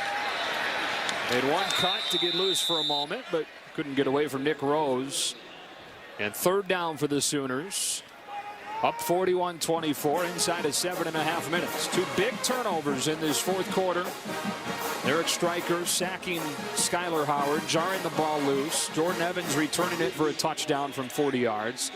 And then Jordan Thomas stepping in front of a Howard throw for the 4th takeaway of the day for the Sooners. Coming into the game, they were +9. Best in football. -2 today. And how different from last year, where they were -15 in the turnover margin, which was 6th worst in the country in 2014. Reverting back to that under pressure and sacked back outside the 30, and that drives him back into a very difficult field goal attempt. Carl Joseph off of the safety blitz makes it 4th down and a mile. And Joseph is really the special player that West Virginia relies on to make plays in the secondary, but also when they decide to bring him. He always seems to find his way to the football.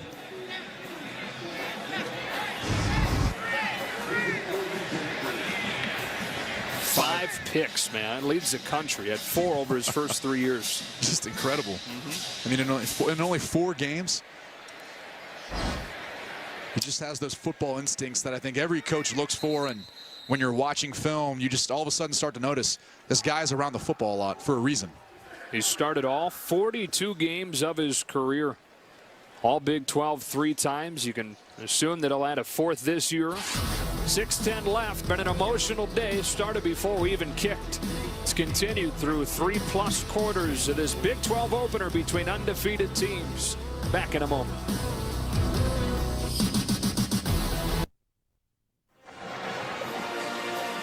Through that beard is a frown. West Virginia in trouble. 6:10 to go. 41-24. They trail. What is that on the top of his head? I don't know. Some sort of rodent? Well, it's a hat, but I'm just trying to think of what animal it's made out of. Not sure. 44-yarder for Seibert, the freshman. This would be a career long.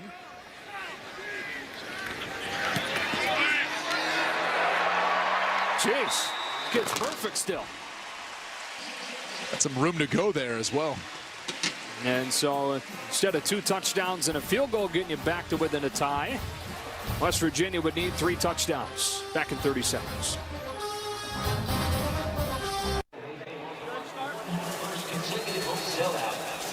Field goal makes it a 44-24 Oklahoma advantage.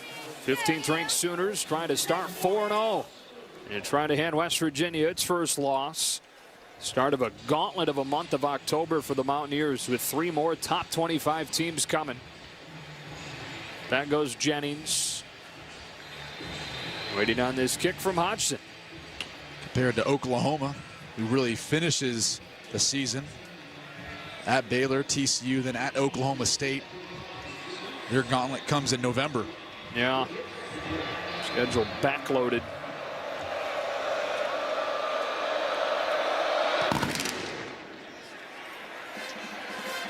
Over the head of Gibson and a touchback. How about the Dr. Pepper one-of-a-kind plays of the game? First off, right after West Virginia had cut it to 3, Mayfield down the sideline for Neal to get some breathing room. And then with West Virginia driving again, down 10, Stryker jarred it loose. Evans picked it up and took it back 41 yards for the score. These uniforms almost look like they're sponsored by Dr. Pepper. They are that same exact color, aren't they? Yeah. Look, we just switched the graphic to Eric Stryker's friend Eric Stricker. Here's Smallwood running into his own man and staying on his feet across the 40 for a first down. Sanchez pushed him out inside of 6 minutes. 2 timeouts left for the Mountaineers. And look, if any team could come back, West Virginia could, as fast as they play and as quick strike as they've been at times. Timeout. Please reset the play clock to 40 seconds. A couple of players down for Oklahoma, Stephen Parker and Charles Walker.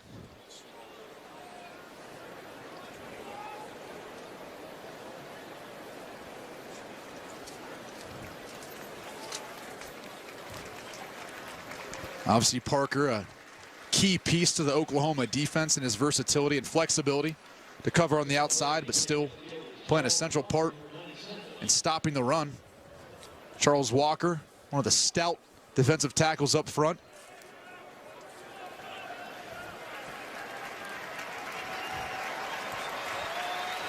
Yeah, good to see him to his feet.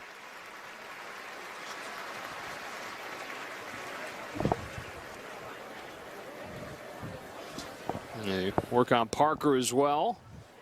And we welcome you inside our broadcast booth one last time. Joe Davis, Brady Quinn, Oklahoma today, taking on a West Virginia team that was really untested at this point, and at times today it looked like it. They hung around for a while. Oklahoma in the second half making the big plays to pull away. Yeah, making the big plays and really fighting through adversity at times, allowing penalties to kind of creep into the game and play an effect on stopping drives for them, and then giving additional yardage to West Virginia, giving them life in the first half. From the 42, West Virginia not quitting yet. Howard gets rid of it down the line, one-on-one. Durant goes up and can't get it. Sanchez, great effort, but incomplete. Second down and 10. Zach Sanchez, the cornerback who made the game-winning play at Tennessee to intercept Josh Dobbs, now making big plays today. Hoping the Sooners shut down what's been a very, very productive wide receiver corps for West Virginia. Smallwood off the right side for a gain of 3 or 4. Stop made by DJ Ward. And it's third down, 5.5 left. West Virginia averaged 543 yards in its first 3 games. 367 today.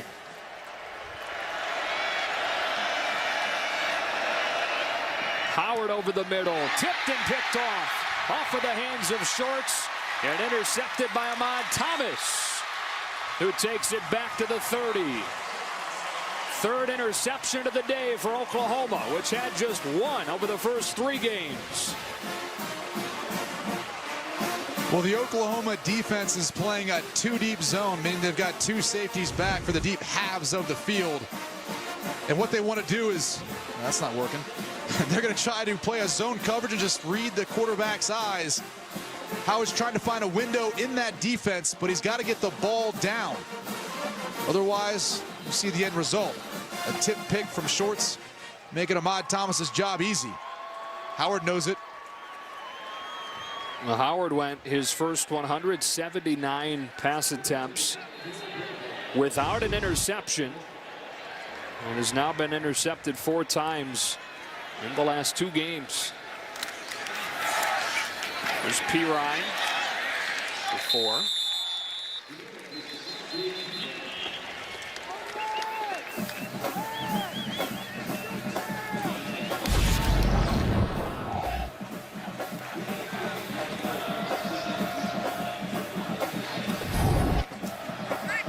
So down near 4.5 minutes left. It was 24-7 at halftime. Oklahoma was in front. West Virginia came charging back to begin the second half. Make it a ball game start in the fourth. But 3 fourth-quarter turnovers from West Virginia, helping Oklahoma pull away in this one. Ryan again, dashing his way for a first down to the 16.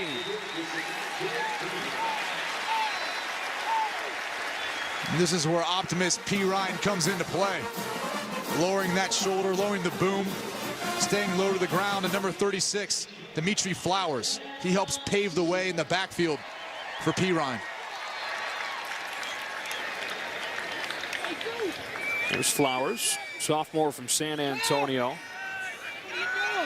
An unheralded role of leading the way for these running backs.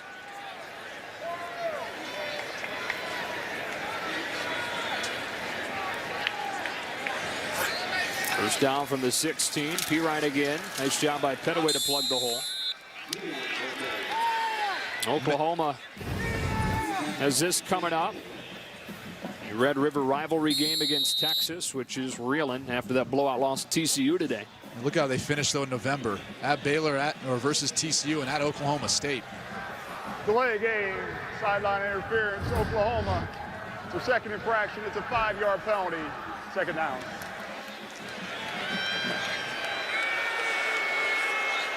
Couple more would be 5-yard penalties. If they get another sideline infraction beyond that, it'd be a 15-yarder. There's some for Bob Stoops and this team to clean up. 12 penalties today for 134 yards. A lot of their penalties are controllable, things that are within their control as far as what they did and how they handled things.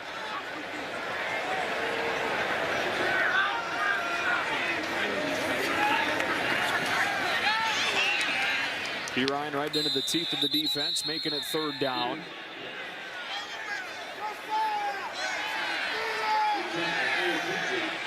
Clock continues to wind. West Virginia has those 2 timeouts, but it looks like Dana Holgorsen waving the white flag, letting it run. When we finish, battle of another couple unbeatens, K-State and Oklahoma State. Something Lincoln Riley, the offensive coordinator for Oklahoma, has done today is put Samaje P. Ryan back in what's called the pistol, where you put him back behind the quarterback in shotgun. It's helped him be able to get a bit more downhill, something they hadn't done a ton in the previous 3 weeks. Go downhill inside the 15, and it's fourth down. You believe Oklahoma's only run 55 plays? It's a bit surprising coming into this game. I think both teams, you would have assumed they would have been around the 70 mark at least. But that's how it works out. 2 high-powered offenses and not much talk about the defense. You better believe both felt the challenge coming into this game to step up, prove which one was going to be better than the other. Lincoln Riley, offensive coordinator. Pretty young. We asked him what his age was earlier this week. He didn't even realize he just turned 32 maybe a week or 2 ago. Former Texas Tech walk-on, just like his current quarterback. P. Ryan down to the 10. And that's a turnover on downs. West Virginia will take it with 1:14. 1:12. Samaje P. Ryan, one of many, many running backs, and there's just a few through the years. Marcus Dupree as a true freshman. One of the most productive guys. Adrian Peterson, obviously, more of a contemporary. Yeah, Joe Washington. So many others that we couldn't even fit on the screen. DeMarco Murray, running back for the Eagles, had a great year last year for the Cowboys. Our own Spencer Tillman, we could throw him on there. Fox, give him a little shout out.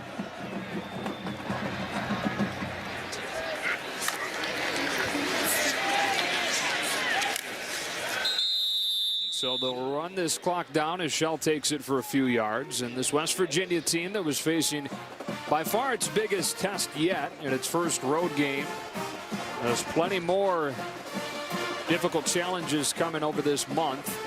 I think proved that they are a really good football team today. You get rid of the few turnovers, and this is a much different story. Yeah, and it goes back to really the second half at Tennessee. You watch the way Oklahoma fought back, scoring 31 points in that fourth quarter and the 2 overtimes to come back and get a win in Knoxville. One of the toughest places to play in college football. Should have told you a lot about this team. Producer of today's game is Eric Billigmeyer. Jeremy Green, the director. Associate director is Brian Biederman. Broadcast associate Kevin Word. Mike Meza, our computer statistician. Barry Allen and Paul Davis up here in the booth. Don Esposito leads our technical team. Steve Dressman and Jimmy Lucas in our video department. That does it for Oklahoma beating West Virginia 44-24. They move to 4-0 on the season. They hope is a bounce back year here in Norman. Under the direction of that guy through that crowd, Baker Mayfield. It's another Sooner win. More great college football coming up in just a bit. Another undefeated matchup in the Big 12. Kansas State, Oklahoma State. After this break in Los Angeles, Rob Stone will have you ready for Game 2 of our FS1 doubleheader.